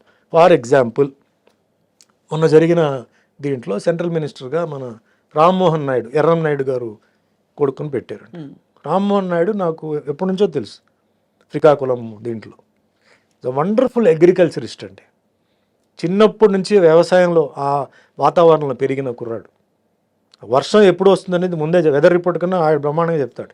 ఎప్పుడు వస్తాయి, ఎంత ఉంటుంది, ఎన్ని చెప్తాడు మనిషి. అంటే అంత ఒక మెచ్యూరిటీ. మెచ్యూరిటీ అనేది వయసుతో కాదండి, ఎక్స్పీరియన్స్తో. చిన్నప్పటి నుంచి నేను ఆ మెచ్యూరిటీ గురించి చెప్తున్నాను. చిన్నప్పటి నుంచి ఎన్నో వర్షాలు, తుఫాన్లు, కరువులు చూసిన వ్యక్తి, అతను అగ్రికల్చర్లో ఎక్స్పర్ట్ అండి. పార్లమెంట్లో మాట్లాడితే అందరూ స్పెల్ బౌండ్. అలాంటి వాడిని అగ్రికల్చర్ ఇవ్వకుండా ఏవియేషన్ ఇచ్చారండి. ఆయనకి డెఫినెట్లీ ఏవియేషన్ గురించి తెలిసే ఉంటుంది, లేకపోతే నేర్చుకుంటాడు, నేను ఇవ్వద్దని చెప్పట్లా. కానీ ఆ మనిషికి అగ్రికల్చర్ ఇస్తే అగ్రికల్చర్ ఎక్కడికి వెళ్ళిపోయేదండి. అంటే ఏ సబ్జెక్ట్లో ఎవరికి పట్టుందో వాళ్ళని తీసుకురావాలి, అది ఆ దాంట్లో పెట్టాలి. అప్పుడే స్పీడ్గా డెవలప్ అవుతుంది. మనకి 50 సంవత్సరాలు లేదు, 5 సంవత్సరాలే, వాటిలో 4 ఇయర్సే. ఈ 4 ఇయర్స్ లోపల మనం అంతా ఇప్పుడు రికవర్ చేసుకోవాలి. డిస్ట్రక్షన్ ఉంటుంది, అయితే తుఫాన్ వల్ల దానివల్ల అన్నీ ఉంటుంది. So that's a very big mistake జరుగుతుంది నా ఫీలింగ్. కరెక్ట్ సార్, అర్థమైంది. ఎవరికి స్పోర్ట్స్ ఉందండి, స్పోర్ట్స్లో ఇప్పుడు పిటి ఉషాని ఒలింపిక్ అసోసియేషన్కి ఆడ ఇండియన్ ఒలింపిక్ అసోసియేషన్కి she is the president I think అండి. కరెక్ట్ అండి, పర్ఫెక్ట్ చాయిస్ అండి. అనుభవం ఉన్న మనిషి. అసలు స్పోర్ట్స్లో ఎన్ని కష్టాలు ఉన్నాయి, ట్రైనర్స్కి ఎంత కష్టం ఉంది, ట్రైనర్స్కి ఎవరెవరికి జీతం ఇవ్వాలి, ట్రైనర్స్కి ఎందుకంటే ట్రైన్ చేసిన రిటైర్డ్ అయిన వాళ్ళని ఎట్లా మనం యూస్ చేసుకోవాలి, రిటైర్ అయిపోయారు కదా అని తీసి అవతల పడేయడం కాదు. They will very useful for youngsters. అదే, not that they have one, because they have lost in many situations, they have more experience. అవును, చాలా చోట్ల ఓడిపోవడం వల్ల అలా వెళ్తే మనం ఓడిపోతాం, ఇలా వెళ్తే ఓడిపోతాం, ఇలా వెళ్ళాలని చెప్పి ఎక్స్పీరియన్స్తో వాళ్ళు అడ్వైస్ ఇస్తారు. సో ఆ సబ్జెక్టుకి తగ్గ వాళ్ళు పెట్టారంటే ఇట్స్ గ్రేట్ అండి. ముఖ్యమైనది నేను ఫీల్ అయ్యేది ఏంటంటే ఈరోజు భారతదేశం బార్డర్లో ప్రతిరోజు జవాన్లు చనిపోతున్నారండి మన కోసం, మన కుటుంబం కోసం. వాళ్ళ కుటుంబాన్ని వాళ్ళు త్యాగం చేస్తున్నారు. ఎవరిదో బిడ్డ, ఎవరిదో భర్త, ఎవరిదో బ్రదర్ అండి. ఆ చనిపోతున్న వాళ్ళకి మీరు ఏమి ఇస్తున్నారండి? మీరు ఆ మన భూమిని ఏదైతే కాపాడుతున్న వ్యక్తికి ఎవడైతే పాపం చనిపోతున్నాడో వాడు సొంత భూమికే వాడు గతి లేదు, వాడు భూమికే వచ్చి కబ్జా చేసేవాళ్ళు ఉన్నారు, పట్టించుకోవాళ్ళు లేరు. మెడలు, ఈ సర్టిఫికేట్ ఏం చేస్తామండి? చనిపోయిన ఒక్కొక్క జవాన్కి నా లెక్క ప్రకారం 5 కోట్లు ఇవ్వాలండి. దేనికో చనిపోయిన వాళ్ళకి అది ఇది అని చెప్పి ఎక్స్ప్రెస్ అది ఇది ఇస్తున్నారు. సూసైడ్ చేసిన వాళ్ళు కూడా ఇస్తున్నారు. This man is ready to take a bullet in his chest. మన కోసం రెడీగా బాంబు పేలినా కూడా రెడీగా ఉన్నాడు. డైలీ జరుగుతుంది, మనకు తెలీదు, మనకి న్యూస్ రావట్లేదు. బ్రహ్మాండంగా కాపాడుతున్నారు. కానీ ఎవరి వల్ల, ఎవరి కోసం? అది అక్కడ కూడా ఏంటంటే జరగాలంటే నా ఒపీనియన్ ఏంటంటే అంటే టోటల్గా ప్రొటెక్షన్. నాది ఎప్పుడండి protection, peace, prosperity, these are the 3 slogans అండి. నాకు ప్రొటెక్షన్ కావాలంటే ఎవరైతే అంటే ఆర్మీ ఆర్ పోలీస్ ఆర్ ఏదైనా ఈ సెక్షన్ సంబంధించిన వాళ్ళు రిటైర్ అయిన వాళ్ళకి they have to give them some post అండి. అవును, అప్పుడు వాళ్ళు అడ్వైస్ బ్రహ్మాండంగా ఇస్తారు. వార్ చెప్పదు నేను 3 months తర్వాత వస్తాను చెప్పదండి. మిజైల్ రెడీగా ఉంది, ఎప్పుడు వచ్చి పడుతుందో తెలియదు, సడన్ అటాక్. అప్పుడు ఏం చేయాలి? అప్పుడు గొడుగు పెట్టుకుని మనం పరిగెత్తి వెళ్తామా? వాళ్ళకి తెలుసు, ఆ టాక్టిక్స్ అన్నీ తెలుసు. ఏ బార్డర్ని లాక్ చేయాలి, ఏ గేట్ని లాక్ చేయాలి, ఏం చేయాలి. They have to be given post and they should also come into ruling party. They should be there in the opposition party. అవును, they should argue because it is protection. అలాగే police కూడా. అందుకే ఇప్పుడు teachers కోట, MLC అదంతా ఉంది చూసారా, అలాంటి కోట నేనేమన్నా ఆర్మీ వాళ్ళకి, పోలీస్ వాళ్ళకి కూడా ఇవ్వండి. ఎందుకంటే ఫస్ట్ దేశం వచ్చి సేఫ్గా ఉంటే అన్నీ జరుగుతాయి. కరెక్ట్. సేఫ్ లేదనుకోండి, మీరు డెవలప్మెంట్ చేసి ఏం ప్రయోజనం, మీరు ఆ ఇండస్ట్రీ తీసుకొచ్చి ఏం ప్రయోజనం అండి? అన్ని వ్యాలిడ్ పాయింట్స్ సుమన్ గారు మీరు చెప్పింది. I don't know how much మీరు ఎంతమందితో చెప్పారో తెలియదు, కానీ ఇది ఫస్ట్ టైం అయితే మాత్రం ఇంత ఓపెన్గా ఓకల్గా ఈ విషయాలు చెప్పడం ఐ థింక్ చాలా వ్యాలిడ్ పాయింట్స్ చెప్పారు చాలా వరకు. డెఫినెట్గా మిమ్మల్ని ఎవరో స్పాట్ చేసి మీకు రావాల్సిన పద్ధతిలో, నాట్ బికాస్ ఆఫ్ ఎనీథింగ్, మీరు మీ కరాటే స్ట్రాటజీ ఎలా కొట్టాలని అలా అయితే ఏం చేస్తారో మీ క్లారిటీ అంత ఇదిగా ఉంది, ఇదిగా క్లియర్గా. అందుకే నేనేంటంటే ఇదన్నీ ఇంత గజిబిజి ఉన్నప్పుడు మనం వెళ్ళిపోయి ఎందుకు ఇది చేయడం. అండ్ ఒకే పర్సన్కి చాలా పోర్ట్ఫోలియోస్ ఇస్తారండి. మనిషే కదా అతను, ఎన్నని చూస్తాడు, ఆడ ఫ్యామిలీ చూసుకోవాలా, పోర్ట్ఫోలియోస్ చూసుకోవాలా. ఎంత టైం చూసుకుంటాడని 12 hours పని చేస్తాడు. అంతకన్నా చేయగలుగుతాడా? అంతకన్నా ఎక్కువ చేస్తే వాడు మిస్టేకులు చేస్తాడు. అవును. So why don't you expand the cabinet? వాటిల్లో ఎంతోమంది ఉన్నారు, కష్టపడిన వాళ్ళు ఉన్నారు, తిరిగిన వాళ్ళు ఉన్నారు. వాళ్ళకి ఎక్స్పెండ్ చేసి give them some portfolios, work fast జరగాలి. ఇప్పుడు ఏంటంటే అండి 5 సంవత్సరాలు ఉంది కదా అని చెప్పి పడుకోవడం కాదు. అవును, ఇప్పుడు చాలా స్పీడ్గా పనిచేయాలి. ఎందుకంటే ఒక సైడ్లో కన్స్ట్రక్షన్ ఉందండి, ఇంకో సైడ్లో డిస్ట్రక్షన్ ఉందండి. ఈరోజు భారతదేశం లోపల చాలామంది బయట నుంచి ఇన్ఫ్లుయెన్సర్స్ వచ్చారు, బంగ్లాదేశ్ నుంచి వచ్చారు. ఫ్రాడ్ ఆధార్ కార్డులు ఉన్నాయి, మొత్తం ఉంది. ప్రపంచం మొత్తం యుద్ధం జరుగుతుంది. ఇజ్రాయెల్, గజా, ఉక్రెయిన్, రష్యా, ఇటు చైనా. ఇప్పుడు చైనా వాడు ఉన్నాడండి, చైనా వాడు అక్కడి నుంచి మిజైల్ పెడితే ఓన్లీ హిందువుల మీద పడతాయా? హిందూ, ముస్లిం, క్రిస్టియన్, సిక్, పార్సీ, జైన్ అందరి మీద పడతాయి. You have to think in that way. So this is the time to wake up, this is the time to the. And పిల్లలు కూడా ఏంటంటే అర్థం చేసుకొని మన దేశం, మన రాష్ట్రం, ముఖ్యంగా అంటారు కదా, వ్యవసాయం ఎందుకు చెప్తానంటే వ్యవసాయం బాగుంటే రాష్ట్రం బాగుంటుంది, రాష్ట్రం బాగుంటే దేశం బాగుంటుంది. వాళ్ళు ఏం అడుగుతారండి? వాళ్ళు అడిగేది నీళ్లు, కరెంటు, అంతకన్నా వాళ్ళు అడగట్లేదు కదా. వాటి మీద ఫస్ట్ ఫోకస్ పెట్టుకోవాలి. కరెక్ట్. అన్నీ బాగుంటాయి. Next health. ఈరోజు డయాబెటీస్, షుగర్, బీపీ, వీటికి చాలామంది పాపం డబ్బు లేక మందులు కొనుక్కోలేక ఏదో ఆ వైద్యం ఈ వైద్యం చెప్పి చనిపోతున్నారండి. సో వాళ్ళకి ముందు ఆ ఇమ్మీడియట్ చాలా అవసరమైన మెడిసిన్స్కి దారి చూపించి అఫోర్డబుల్ ప్రైస్లో అది అందుబాటులోకి రావాలి. ఉండాలి. Next education. విద్యా, ఎవ్రీబడి వైద్యం. Has to be improved. అవును. బాగా చదువుకున్న వాళ్ళు ఉన్నారు, డొనేషన్స్ వాళ్ళ దగ్గర డబ్బులు లేవు. సో కాబట్టి వాళ్ళు ఏ పని అయితే చేయకూడదు ఆ పని వాళ్ళు చేస్తున్నారు. అది తప్పది. లేదా వాళ్ళ ఊర్లోనే వాళ్ళకి జాబ్ లేదు, వాళ్ళు బయటికి వెళ్ళిపోయి వాళ్ళ జాబుల కోసం వెతుకుతున్నారు. ఇంకా అన్యాయం అది. ఏ ఊర్లో వాళ్ళు ఉన్నారో, ఏ గవర్నమెంట్ ఉందో ఆ గవర్నమెంట్ వాళ్ళకి ఉద్యోగం ఇవ్వాలి, లేకపోతే ఆ గవర్నమెంట్ వేస్టెడ్. Correct sir. కష్టపడి తల్లిదండ్రులు చదివించి, అంటే talking middle class, poor class, వాళ్ళు భూమిలు అమ్మేసి, నగలు అమ్మేసి, పెళ్ళికి ఏదో అమ్మాయి ఇంట్లో పెళ్ళి చేయాల్సిన అమ్మాయి ఉంటే పెళ్ళికి కూడా ఇదే చేసి పాప ఎడ్యుకేషన్ ఉంటే శాలరీ వస్తుందని చెప్పి చేస్తే వాళ్ళకి ఉద్యోగాలు లేవు. అటు అమ్మాయి పెళ్లి చేయడానికి డబ్బులు లేవు, వీడికి ఉద్యోగం లేవు, ఇల్లు ఏమో నడవాలి, మళ్ళీ ఆరోగ్యం ప్రాబ్లం. ఎంత ప్రాబ్లం అండి. Government has to do all this things. Has to go into it and do beg borrow or steal. వీళ్ళందరినీ సాటిస్ఫై చేయాలి. అయితే ఎందుకు గవర్నమెంట్ అండి? You do whatever you want. మీ చాయిస్ మీదే కదా. Nobody is going to ask you. And స్పీడ్గా ఇవన్నీ మూవ్మెంట్ జరగాలండి, డిలే చేయకుండా, లేట్ చేయకుండా. అండ్ మెయిన్ ఈ లోకల్ నాన్ లోకల్ ఒక ఫీలింగ్ ఉంది. Local non local feeling tax కట్టేటప్పుడు ఎందుకు లేదండి? మీకు ముందే ట్యాక్స్ కోట్లు ట్యాక్స్ కడుతున్నారు కదా, అప్పుడు మటుకు ఎందుకు మీకు నాన్ లోకల్ ఫీలింగ్ లేదు?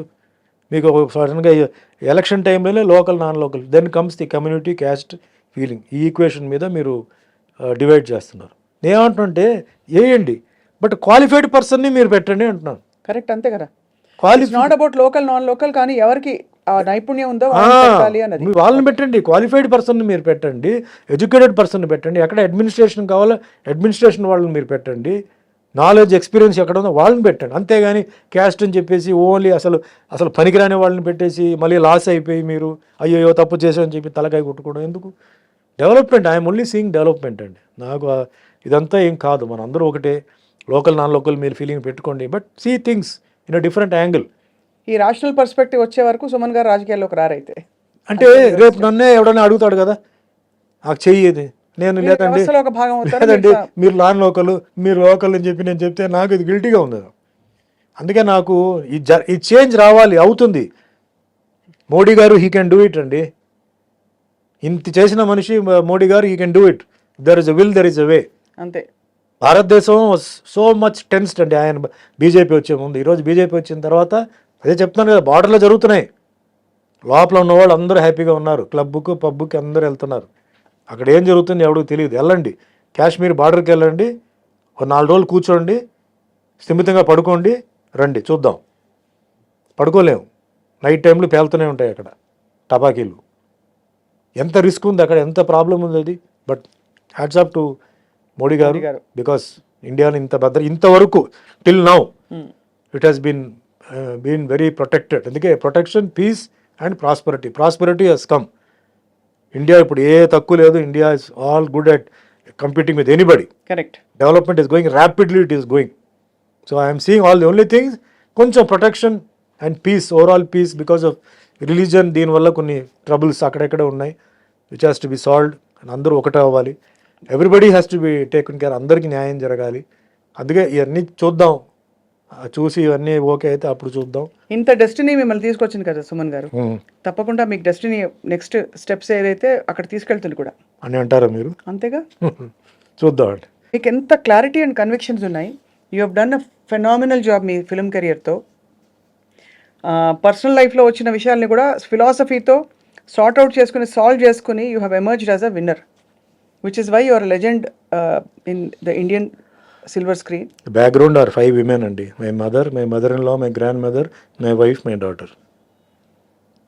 మధ్య సపోర్ట్. చిన్నప్పుడు నడవలేనంటే మన చైల్డ్గా ఉన్నప్పుడు నడిపించింది మా అమ్మమ్మ గారు.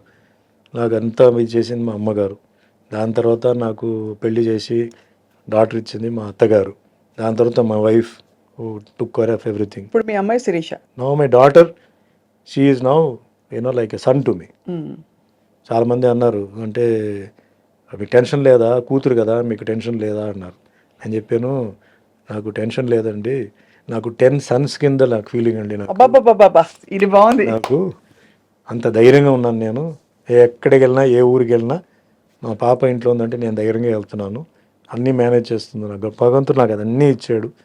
So I'm very very happy. ఇంతకన్నా ఏదో అది ఆశపడి, ఇది ఆశపడి, అది కావాలి. పాపులారిటీ నాకు ఉంది, మనీ కూడా నాకు ఓకే అండి, పొజిషన్ నాకు ఉంది. ఇంత ఊహించలేదు నేను పొజిషన్. నేను ఫ్రెండ్లీనెస్, అందరితో ప్యాషనేట్గా ఉన్నాను. అంతకని ఇంకేం కావాలి లైఫ్? ఇంకా నాకేం ఇంకేముంది చెప్పండి అని చెప్పి నేను అడిగితే లేదండి ఏదో అంటారు వాళ్ళు, వాళ్ళ వాళ్ళ లెక్కలు ఏదో ఉంటాయి. అంతే అంతే But నాది ఇంతే అండి, లైఫ్ ఇంతే. You're happy and content. Content అంతే అండి. Because very simple, then next moment is not certain. అవును కదా, why you want think of unnecessary thing? If you're not in that position, suffering అంటే కరెక్ట్. ఐఎమ్ నాట్ సఫరింగ్ అండి, God's grace I'm not suffering. Ups and downs ఉంటాయి, challenges ఉంటాయి, all that is common. But I'm not suffering mentally. I'm not suffering అండి. If I'm suffering mentally, it will show on my face something is wrong. No, I go to work, I come home. హోమ్లో work ఉండదు, వర్క్లో home రాదు. అదే అదే. So that's how it's going on అనమాట. It's wonderful. నేను చాలా interviews చేశాను సార్ మీతో, అట్లీస్ట్ 4 సార్లు మిమ్మల్ని ఇంటర్వ్యూ చేసి ఉంటాను. Today's was a very different level and very eye opening for all of us. చాలా విషయాలు మీరు ఓపెన్ అప్ అయి చెప్పి పంచుకున్నందుకు మీకు మేము రుణపడి ఉంటాం. మిమ్మల్ని ఇబ్బంది పెట్టకుండా మీ వాంటెడ్ టు నో మోర్, మీ జీవితంలో జరిగిన విశేషాలు. మోర్ దెన్ దాట్, మీరు ఎలా ఓవర్కమ్ అయ్యి ఛాలెంజెస్ని బయటకు వచ్చారనేది ఐ థింక్ జనానికి it's a big take away.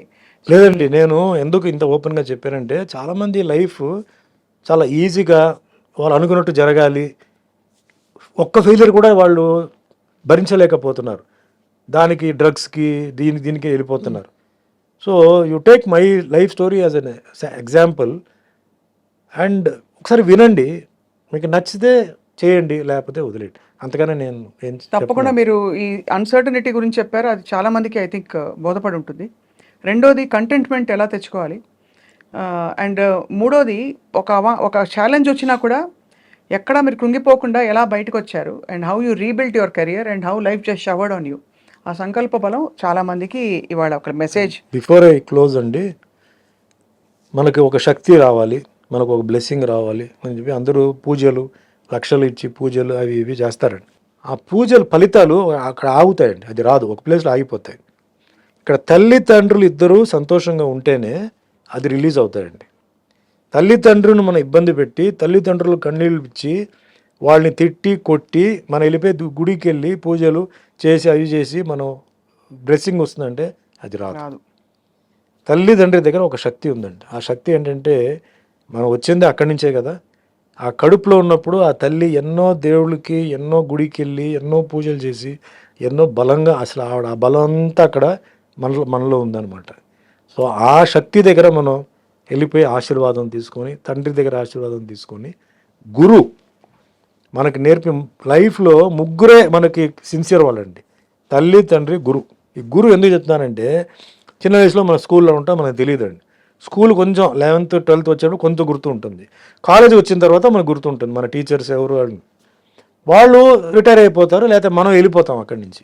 మనం వెళ్ళిపోయి మనం ఒక మంచి ఉన్నత స్థాయిలో ఉంటే గర్వంగా ఫీల్ అయ్యేది ఎవరంటే వీళ్ళు ముగ్గురే. అవును.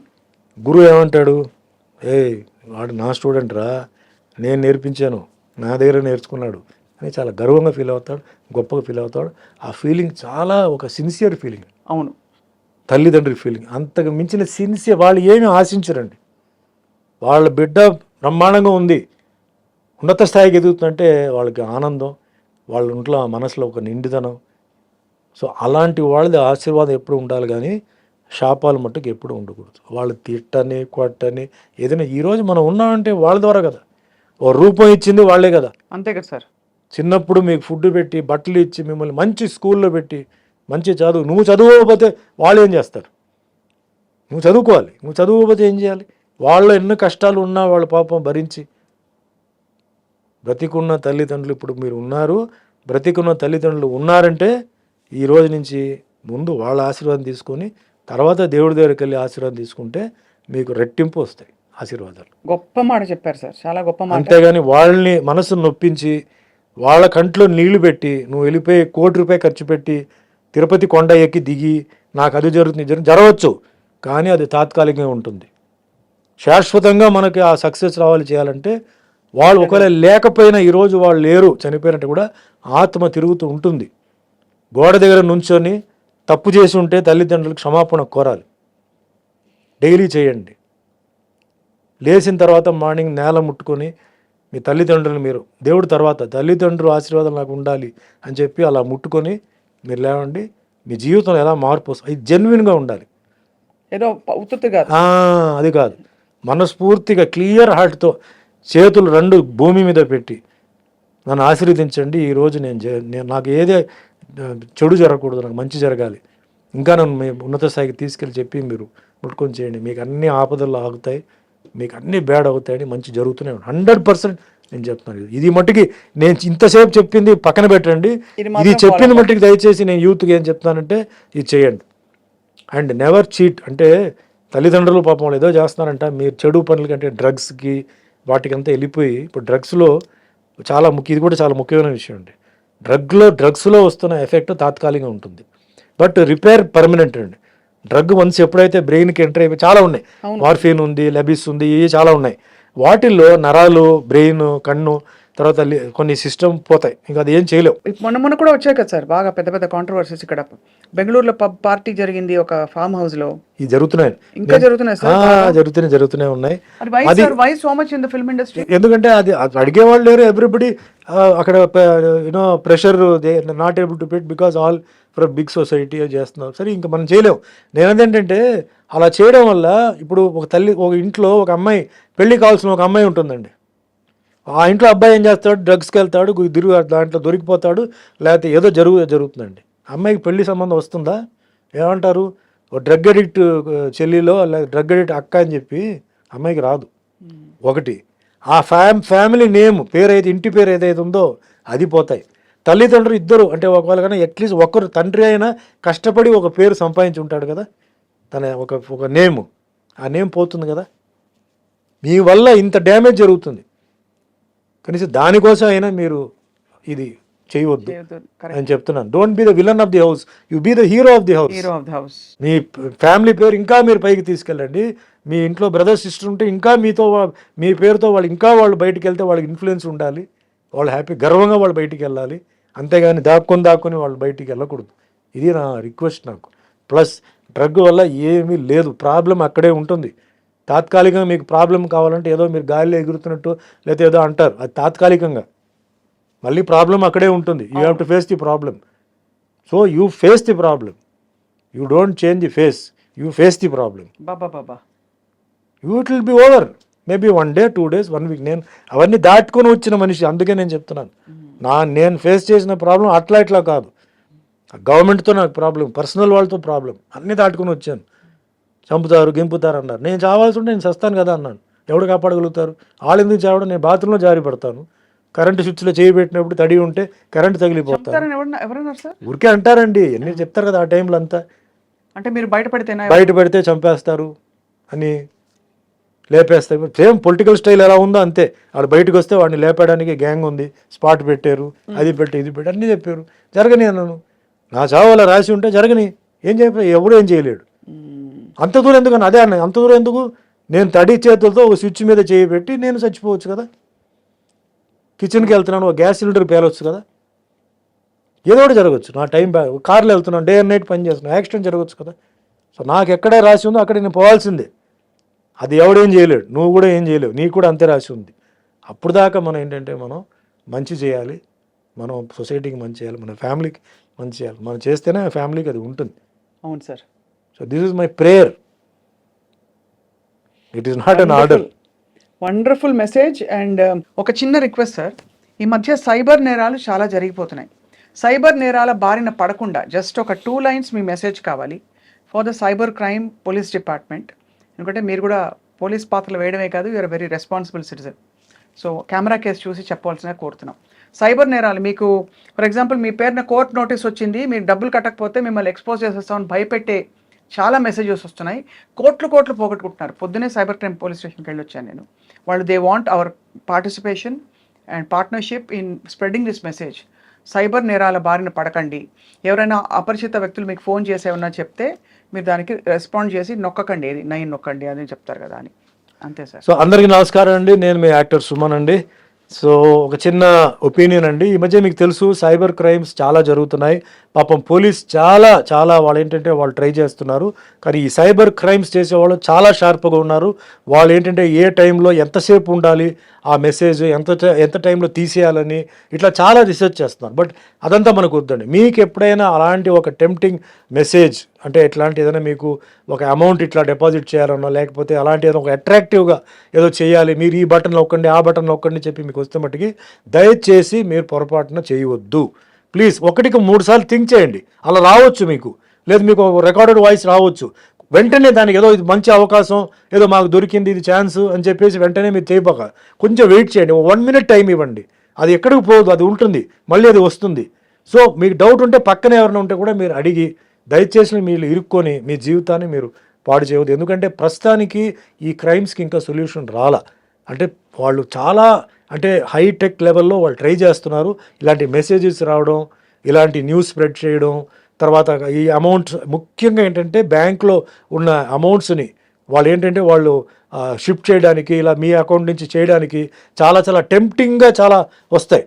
సో దయచేసి మీరు ఒక్కసారి ఆలోచి, ఈజ్ ఇట్ పాసిబుల్, ఎట్లా అవుతుంది, ఎందుకు అవుతుంది, ఇది డైరెక్ట్గా ఎందుకు బ్యాంక్ వాళ్ళు చెప్పకూడదు, ఇలా ఎందుకు జరుగుతుంది చెప్పి కొంచెం మీ బుర్రను కొంచెం యూస్ చేసి మీకు డౌట్ ఉంటే ఎవరైనా పెద్దవాళ్ళని అడగండి, లేదా పోలీస్ ఆఫీసర్ని అడగండి. దాని తర్వాత చేయండి. మీరు అందరూ బాగుండాలని నా కోరిక. థ్యాంక్ యూ అండి. Thank you so much sir. Beautiful message, చాలా అర్థమయ్యేలా చెప్పారు సార్.